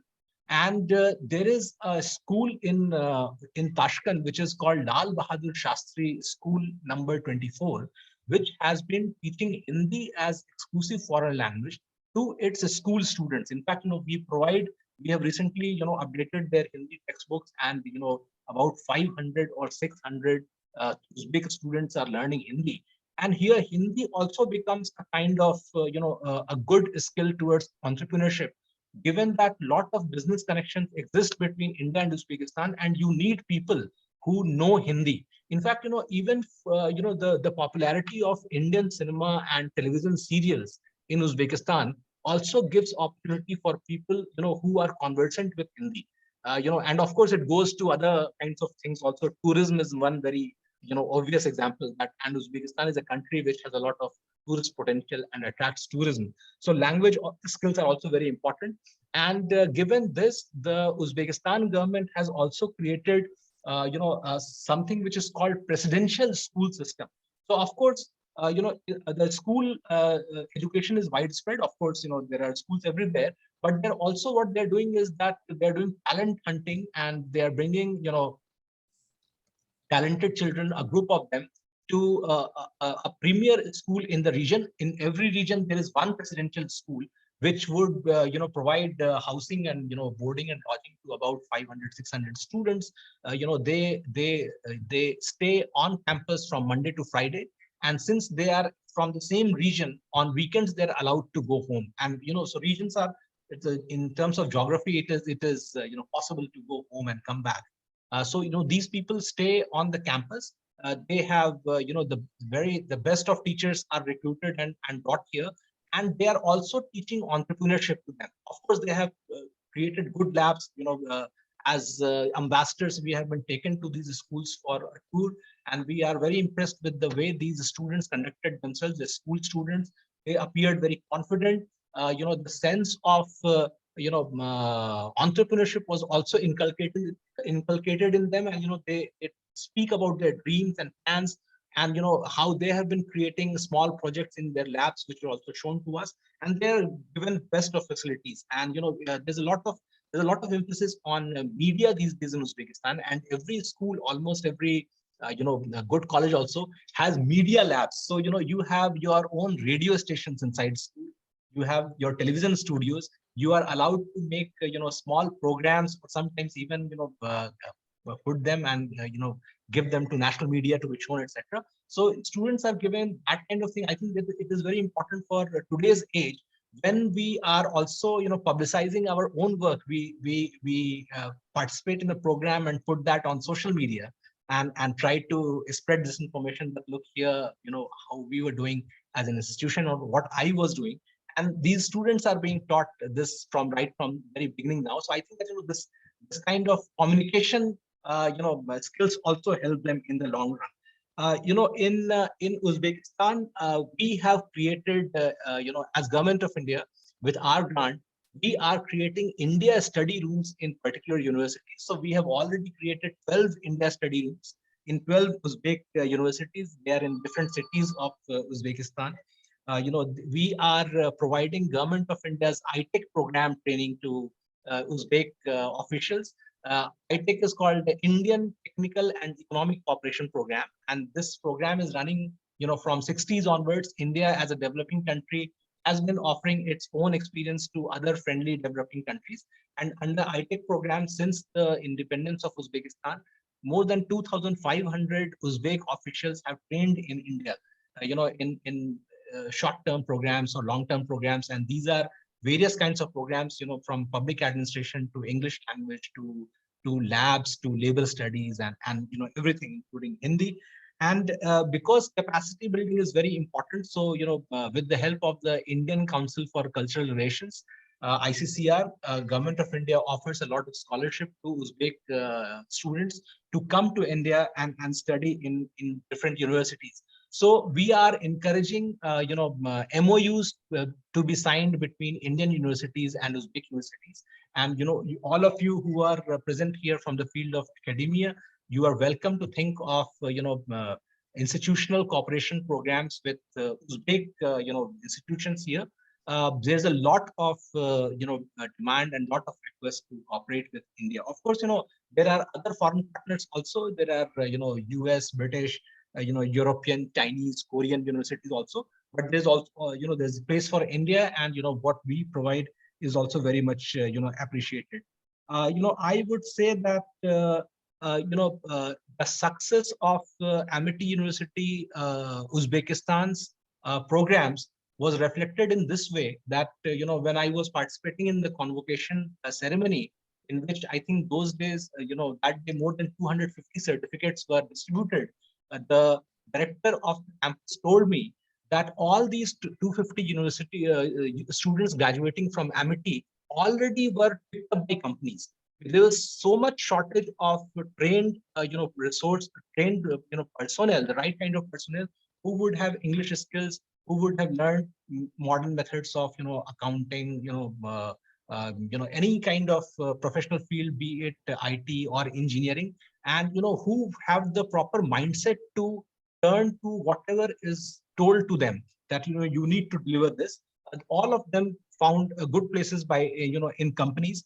There is another university here, Sharda University, in a place called Andijan, and Sharda University has created now a center of excellence in its university. And the center of excellence comes up with the ideas like startups and incubation labs. It has tied up with local industry partners in the region of Andijan. That day when I was there at the it was a month back when the center of excellence was inaugurated. The local there's a person from local pharmaceutical industry who came here, who started with a very small pharmaceutical business, but now he supplies to Russia and many other places. And he was happy to tie up with the university so that students can get internship in his factory, while he would also get the right kind of people, personnel to work in the factory. And of course, the center of excellence is preparing business plans. It is offering its services to industry, to create market surveys, detailed project reports, etc. And I think that is hands-on kind of experience. Lastly, I would say that what basically is succeeding here in Uzbekistan. Of course, not Uzbekistan has not overcome all its challenges, and the story goes on. Similarly, in India also, we don't have all the challenges addressed, and we are also going on our path. Is basically that when teachers ask students to relate to their local surroundings and ask them that just imagine two things. One is what your nation needs, at what stage Uzbekistan is, where it has to go, what are government's policies.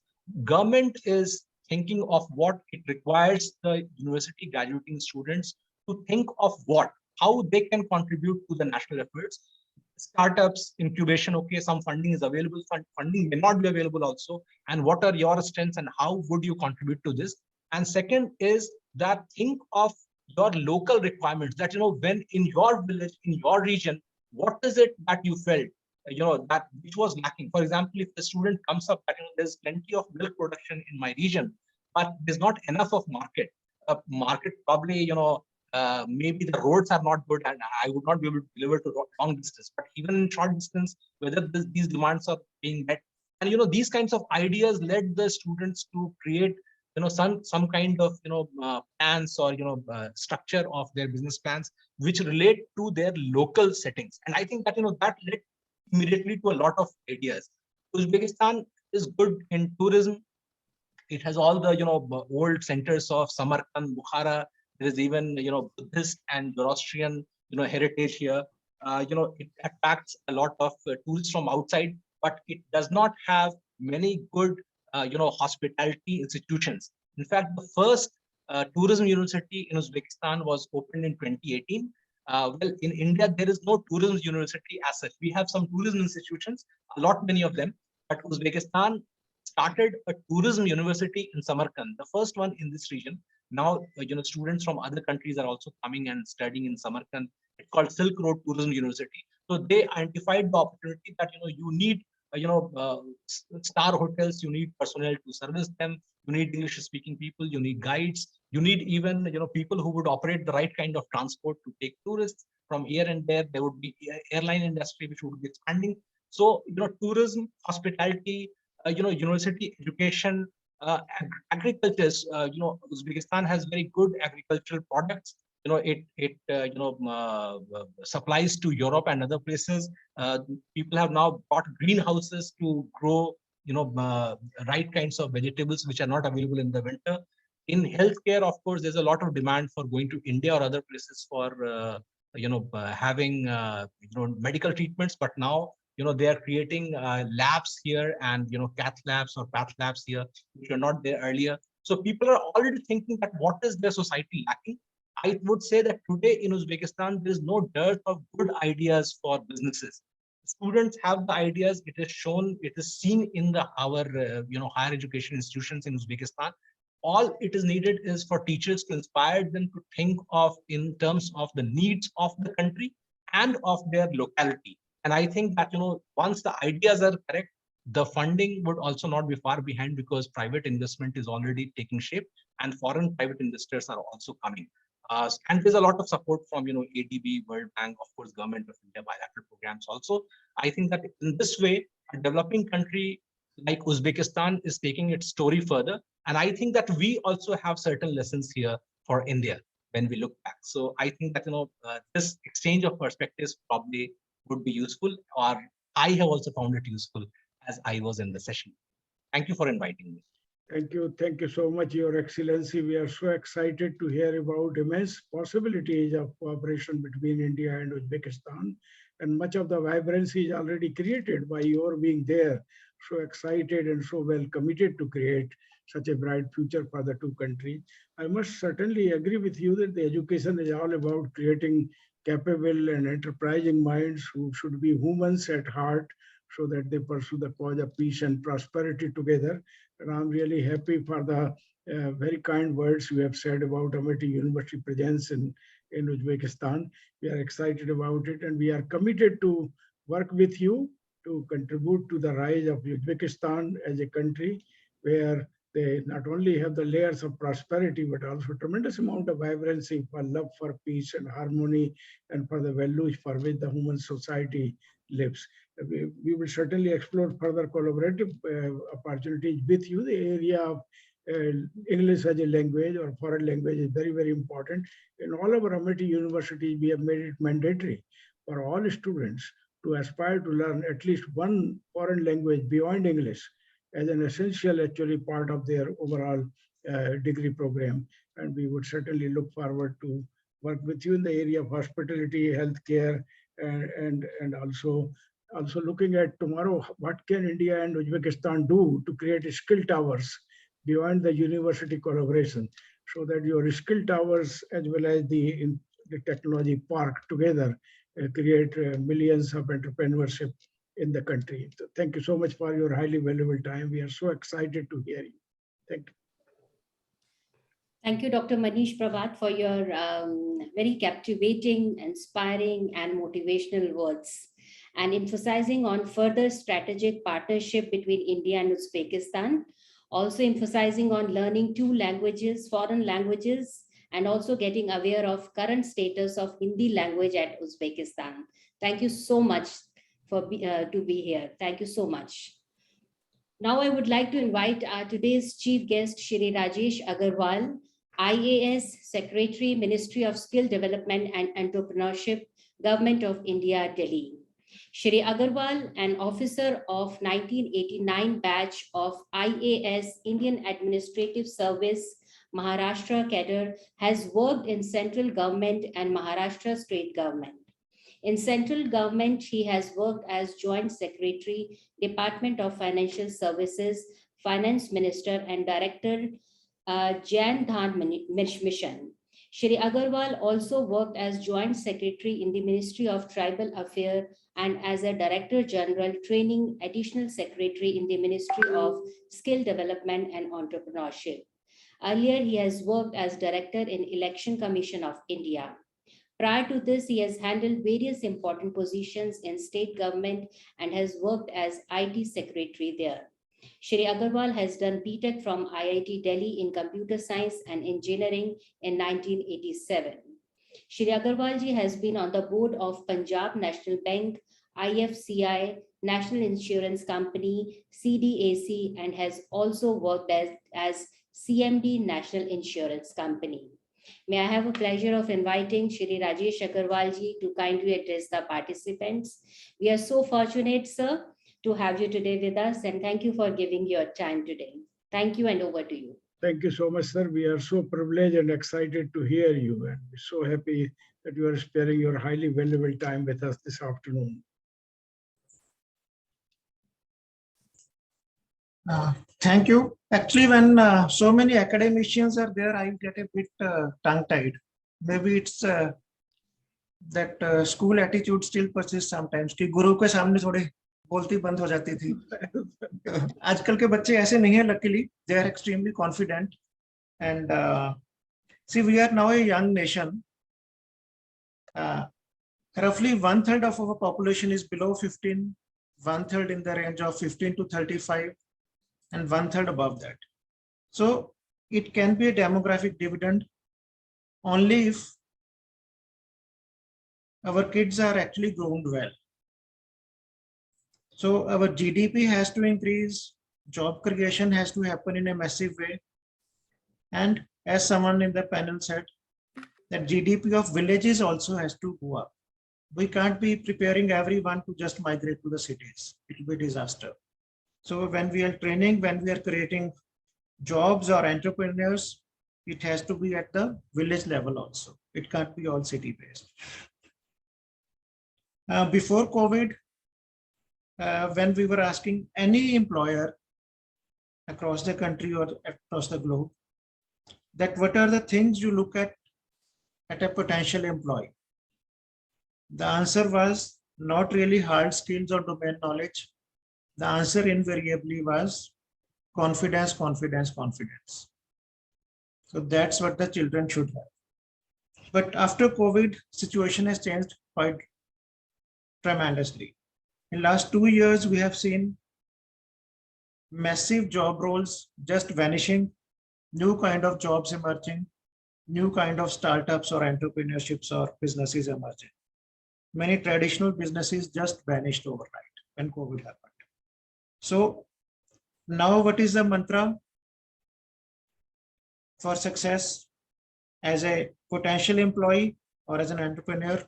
It is learning to learn, ability to unlearn things, ability to relearn things very fast.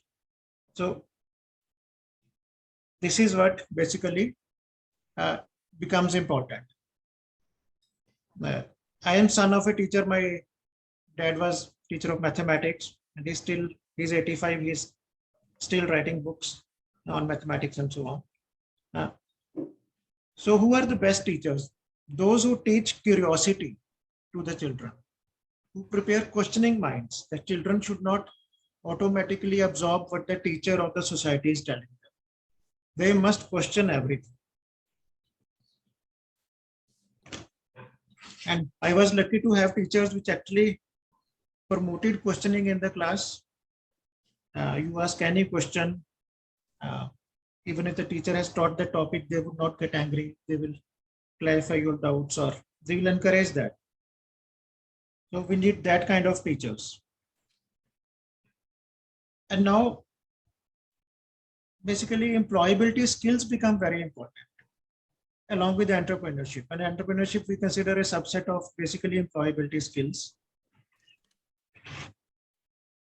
We have seen now basically up to 10th, it's almost free education across the country. Education policy mandates that, though we do see some dropouts after class 5th, after class 8, when the schools are not nearby, especially girl students, they may sometimes drop out.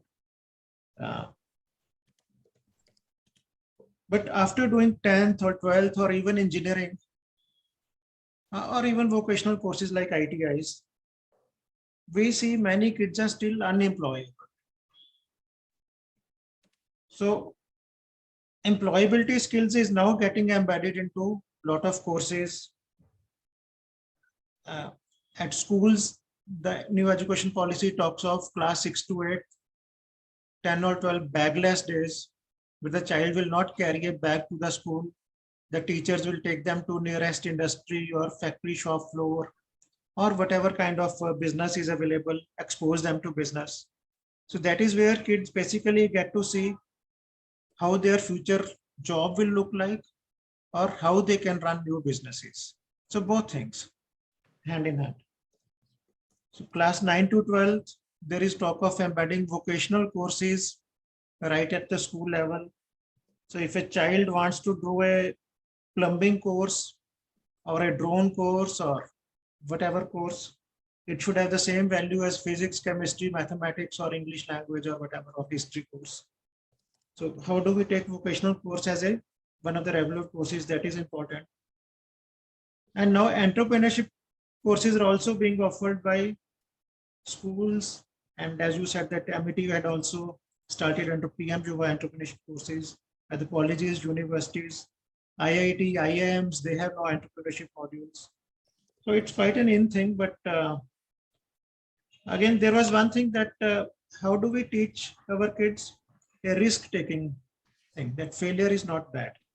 So when the teachers are inculcating in students two things: one, how to be better prepared for a job, and second, how to be a job giver, how to be job creator, and setting up your own business.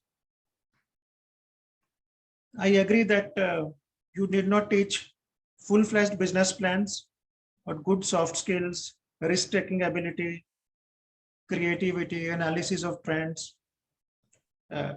basic knowledge of balance sheets, and the whole marketing linkage and raw material procurements, and understanding customer needs. So all these things, by exposure to industry, plus some formalized kind of courses, that becomes important.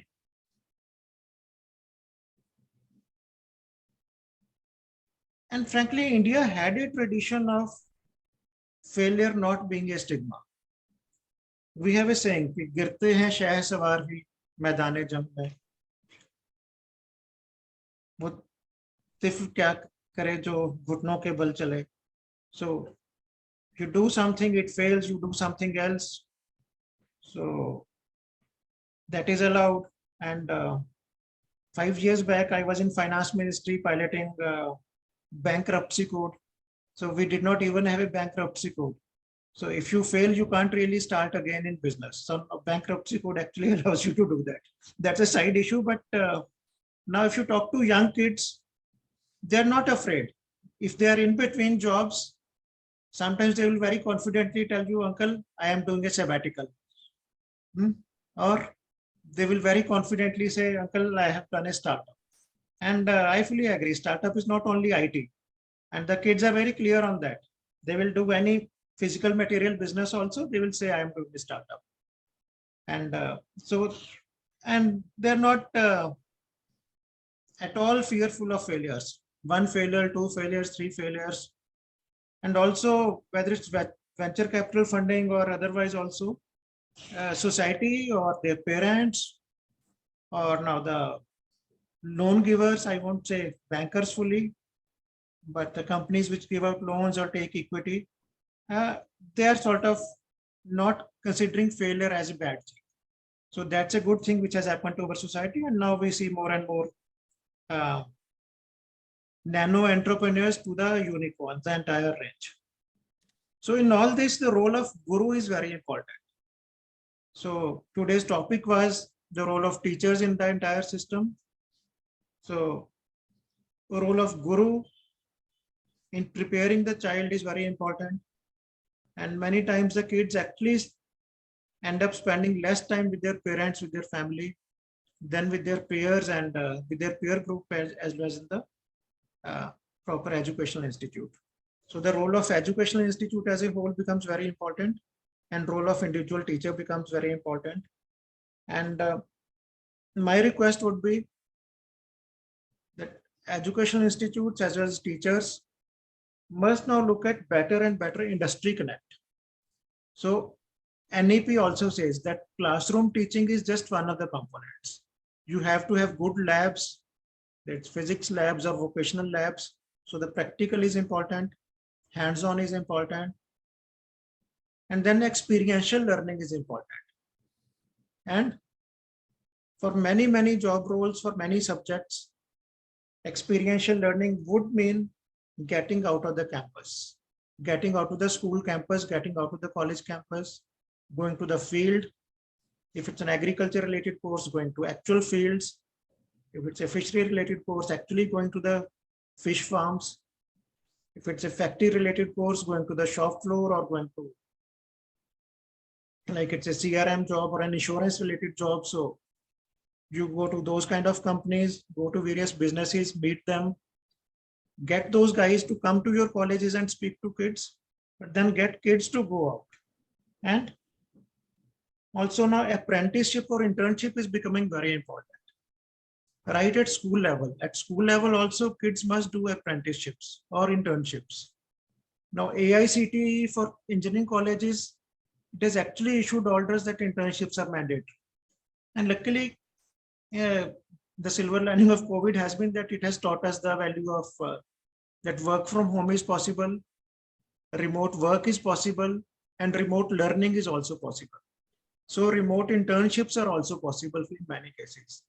Students sitting in your library or at home, they can do a lot of internships also. A lot of internships will have to be physical also. So if a child has to be prepared as an entrepreneur, it is extremely important the child gets exposure to the industry and various kind of industry. Right from 9th standard till the graduation, post-graduation, 6-7 years, child should get exposed to 3-4 kind of various industries. And now higher education guys, school education and skill ministry, and luckily we have one minister, Dharmendra Pradhanji. So almost the 3 regulators, UGC, ICT, our regulator, NCVT, and all 3 secretaries. We have frequent meetings with minister or between ourselves to sort of unify all of these things. One is skills must get embedded in the school as well as higher education, the vocational part. The apprenticeship or internship part should be sort of mandatory everywhere. And the credit framework, almost there is an agreement now that 30 hours equal to one credit, whether it is classroom, whether it is a lab, or whether it is apprenticeship or internship. So, and basically these things getting carried across. The children do various kind of courses, they just accumulate credits, which help them in getting waivers for some courses and getting credit accumulation resulting in certifications or degrees. So all of this is also coming about. But the whole point is that now classroom teaching is one of the aspects, which used to be in our time, it used to be almost 100%. In few subjects like physics and chemistry, about 5% courses would be on labs, but even that was 90% sort of classroom teaching. So now the new education policy and the new thinking is that lesser and lesser of classroom teaching, more hands-on doing, including online methodologies, and a lot of experiential learning, including time spent in industry, or learning them or actually working them and learning also something. And employability skill and entrepreneurship becoming part of formal syllabus also, right from 9th till the post-graduation, whether it's MTechs or IIMs. So I will stop here. And for me, listening to all of you, all of the co-panelists has been very educative. And my request to all the co-panelists is that wherever you find that working with skill ministry can bring value, or we can share syllabi, or you have an idea which can be scaled up across the country, I am absolutely and open to all the new ideas. All three ministries are open to new ideas on all of this. And we need to work together to ensure that youth of this country gets employed in a very meaningful fashion, or they become job creators for youth of the country. One last point. 2 months back, I virtually attended a conference which was in Dubai, and a UN kind of forum on PM Jova. And there a lot of young kids were there. And all the kids, basically the 15-year-old, 20-year-old, 25 years old, they were saying that all the policymakers in education, you guys are so old, you are like dinosaurs, and you are dictating to us our future. We guys know, we youth of the globe know that what we need. They said, you should let us sort of give us bigger role in the syllabus making and the curriculum making and the way things are being taught. They said we are being now, actually new generations, they say 5-year-old, they consider an older generation. 15 years old tell 20 years old, oh, you are like dinosaurs, so old. 20 years old, 10 years old tell 15 years old, you are older generation. So here also I find that we're all old guys deciding the future of the youth. So we should listen to the youth more. And I will not agree with one of the co-panelists that we were more risk takers. Today's youth are smarter than us. They are bigger risk takers. They have seen the world changing at a much faster pace, and the kind of adaptability they are showing, they are much more adaptable than our generations. So let's listen to the youth also what they want, and mold our mindsets and syllabi accordingly. Thank you. Thank you so much indeed. That's why youngsters like you and Mr. Manish Prabhatji are guiding us really how to. Professor Sahab, we are like dinosaurs. I am 55. Not really so. Really speaking, your point about learning about outside the classroom is absolutely important in today's learning environment. When I talk to my grandchildren, they tell me that we learn much more outside the classroom in America than we learn inside the classroom. But even inside the classroom, it's more of what Dr. Victoria has said, learning by doing. They don't want to teach you. They want to give you a topic and ask you to learn yourself so that you are in a position to explore the horizon. They are there to mentor you. They are there to help you. The importance of mentors and teachers would remain, but surely one-side delivery system of the kind which we have witnessed in IIT when I was a professor in mechanical at IIT Delhi and so on. I mean, that time has changed. Even IIT also now experiential learning and experimental learning has become now very, very important. But absolutely right. I mean, more space for internship as well as, in fact, for experiential learning is to be created. We are with you on this point. We would not be dinosaur to eat away everything. We would be here to guide the destiny of a new India, where we need also to inform our younger generation that the responsibility is not merely to earn millions or billions, but also to create a peaceful, harmonious world in which we would be able to live with dignity and honor, keeping the health of the environment and health of the planet right. And we need also to give them the sanskara of the human values, which are absolutely important today to survive. COVID-19 has awakened us to all this. So I'm pretty sure the role of teachers would remain, but teachers must be as much enterprising as the enterprising mind of a student they wish to create. We thank you so much for your highly thought-provoking and words of wisdom, so important at the inauguration of this 5-day program. Thank you so much, Rajesh. Thank you. Thank you so much, Shri Agarwal, for giving your excellent deliberations and emphasizing on mantra of success, that is learning to learn and learning to do, and stating that a teacher's role is to encourage the curiosity in the minds of students.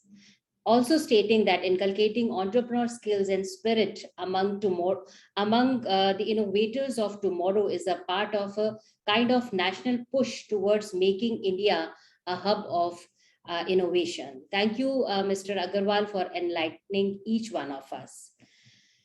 Now, I would like to request Real Admiral K.K. Pandey, Director HR and Director Academic Staff College, to kindly propose vote of thanks. Over to you, Real Admiral Pandey. Thank you, Dr. Sanjana Vij. Good evening, ladies and gentlemen. What a good day. And now it's my proud privilege to present the vote of thanks.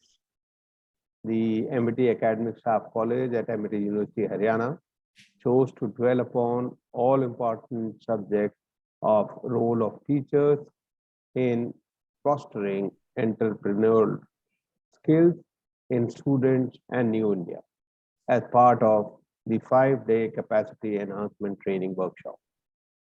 This is aimed primarily and exclusively for the faculty members only, under the speed leadership of Professor P.B. Sharma, our Honorable Vice Chancellor at MIT University, Haryana.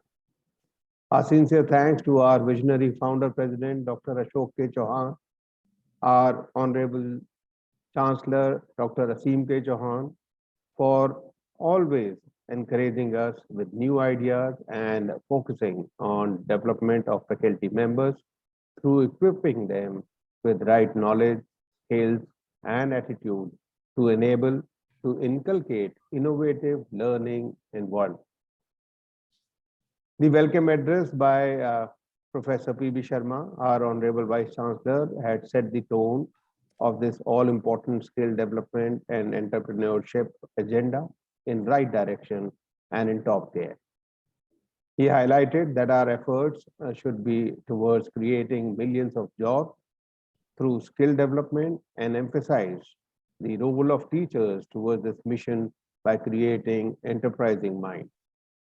Sir, you rightly brought out that it's not only by thinking, but acting upon the brilliant idea, which is more important, through a workable, actionable plan. Sir, our sincere thanks to you, Professor P.B. Sharma. In fact, this webinar is your brainchild, and we value your inputs and thoughts. The address by Dr. Victoria, Head of International Collaboration at British Management University, was highly exciting, wherein she dwelled upon her practices in entrepreneurial education training and changing the mindset from wage-learned population to entrepreneurial training and changing the mindset for her own country. She touched upon the strategy for a new teaching methodology by engaging students and doing it practically, and teachers providing right guidance and mentoring, as well as identifying pathways. Ma'am, please accept our sincere gratitude for your precious time and innovative thoughts. Our own Dr. Vikas Madhukar, Deputy Pro Vice Chancellor, MIT University, Haryana, enunciated that right kind of teacher with entrepreneurial mindset is essential, which could be achieved through discipline, job creator attitude, co-curriculum activities, teaching pedagogy, and understanding and discussing fear of failure, which is so very important. Please accept our sincere thanks, Dr. Vikas Madhukar. A special thanks to Professor Dr. Snigdha Patnaik, Pro Vice Chancellor, Delhi Skill and Entrepreneur University, New Delhi, for her enlightening special address, wherein she touched upon that the number of startups have almost doubled, but failure rate is very high, and only about 40% succeed and turn into profit. Therefore, the role of educator in developing entrepreneurial mindset, where whilst defining the co-curriculum, industry inputs are essential, Hence, the need to have business experiments and not just drawing the business plan is important. Hand-holding as less as possible, she advocated and encouraged experimental learning. Do accept our sincere thanks for enlightening the faculty members with your new thoughts. I also take this opportunity to thank our guest of honor, Mr. Manish Prabhat, IFS, the Ambassador of India to Uzbekistan, for enlightening us with the foreign policy between Uzbekistan and India in terms of entrepreneurship and startup.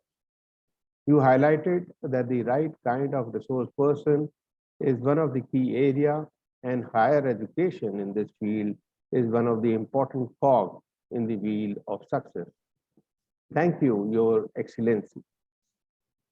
The address by the chief guest, Shri Rajesh Agarwal, Secretary, Minister of Skill Development and Entrepreneurship, Government of India, was awe-inspiring for our young faculty members. His enriching thoughts must have ignited the minds of young faculty members today. He emphasized that the education should be for villages as well as, and not only restricted to the city-based population. He also said that mantra for success is learning to learn, ability to unlearn and relearn. Sir, you also very rightly stated that the best teachers are those who promote creativity and encourage questioning, which builds employability through skill development and a job giver or a creator through entrepreneurship education. So you highlighted that new thinking of Government of India is that the skills must be embedded in education system and revised credit system to suit the entrepreneurship are also in the pipeline. So please accept our sincere gratitude for sparing your time for today's webinar, and we are all enriched by your thoughts. I am sure that today's deliberations would have benefited most of the faculty members, and they must have fine-tuned their knowledge skills and professional competence. I also take this opportunity to thank my colleague, Dr. Sanjana Vij, for connecting with all eminent speakers of the day, and MIT IT team headed by Dr. J.S. Sodhi for providing such a robust network wherein more than 100 people connected flawlessly.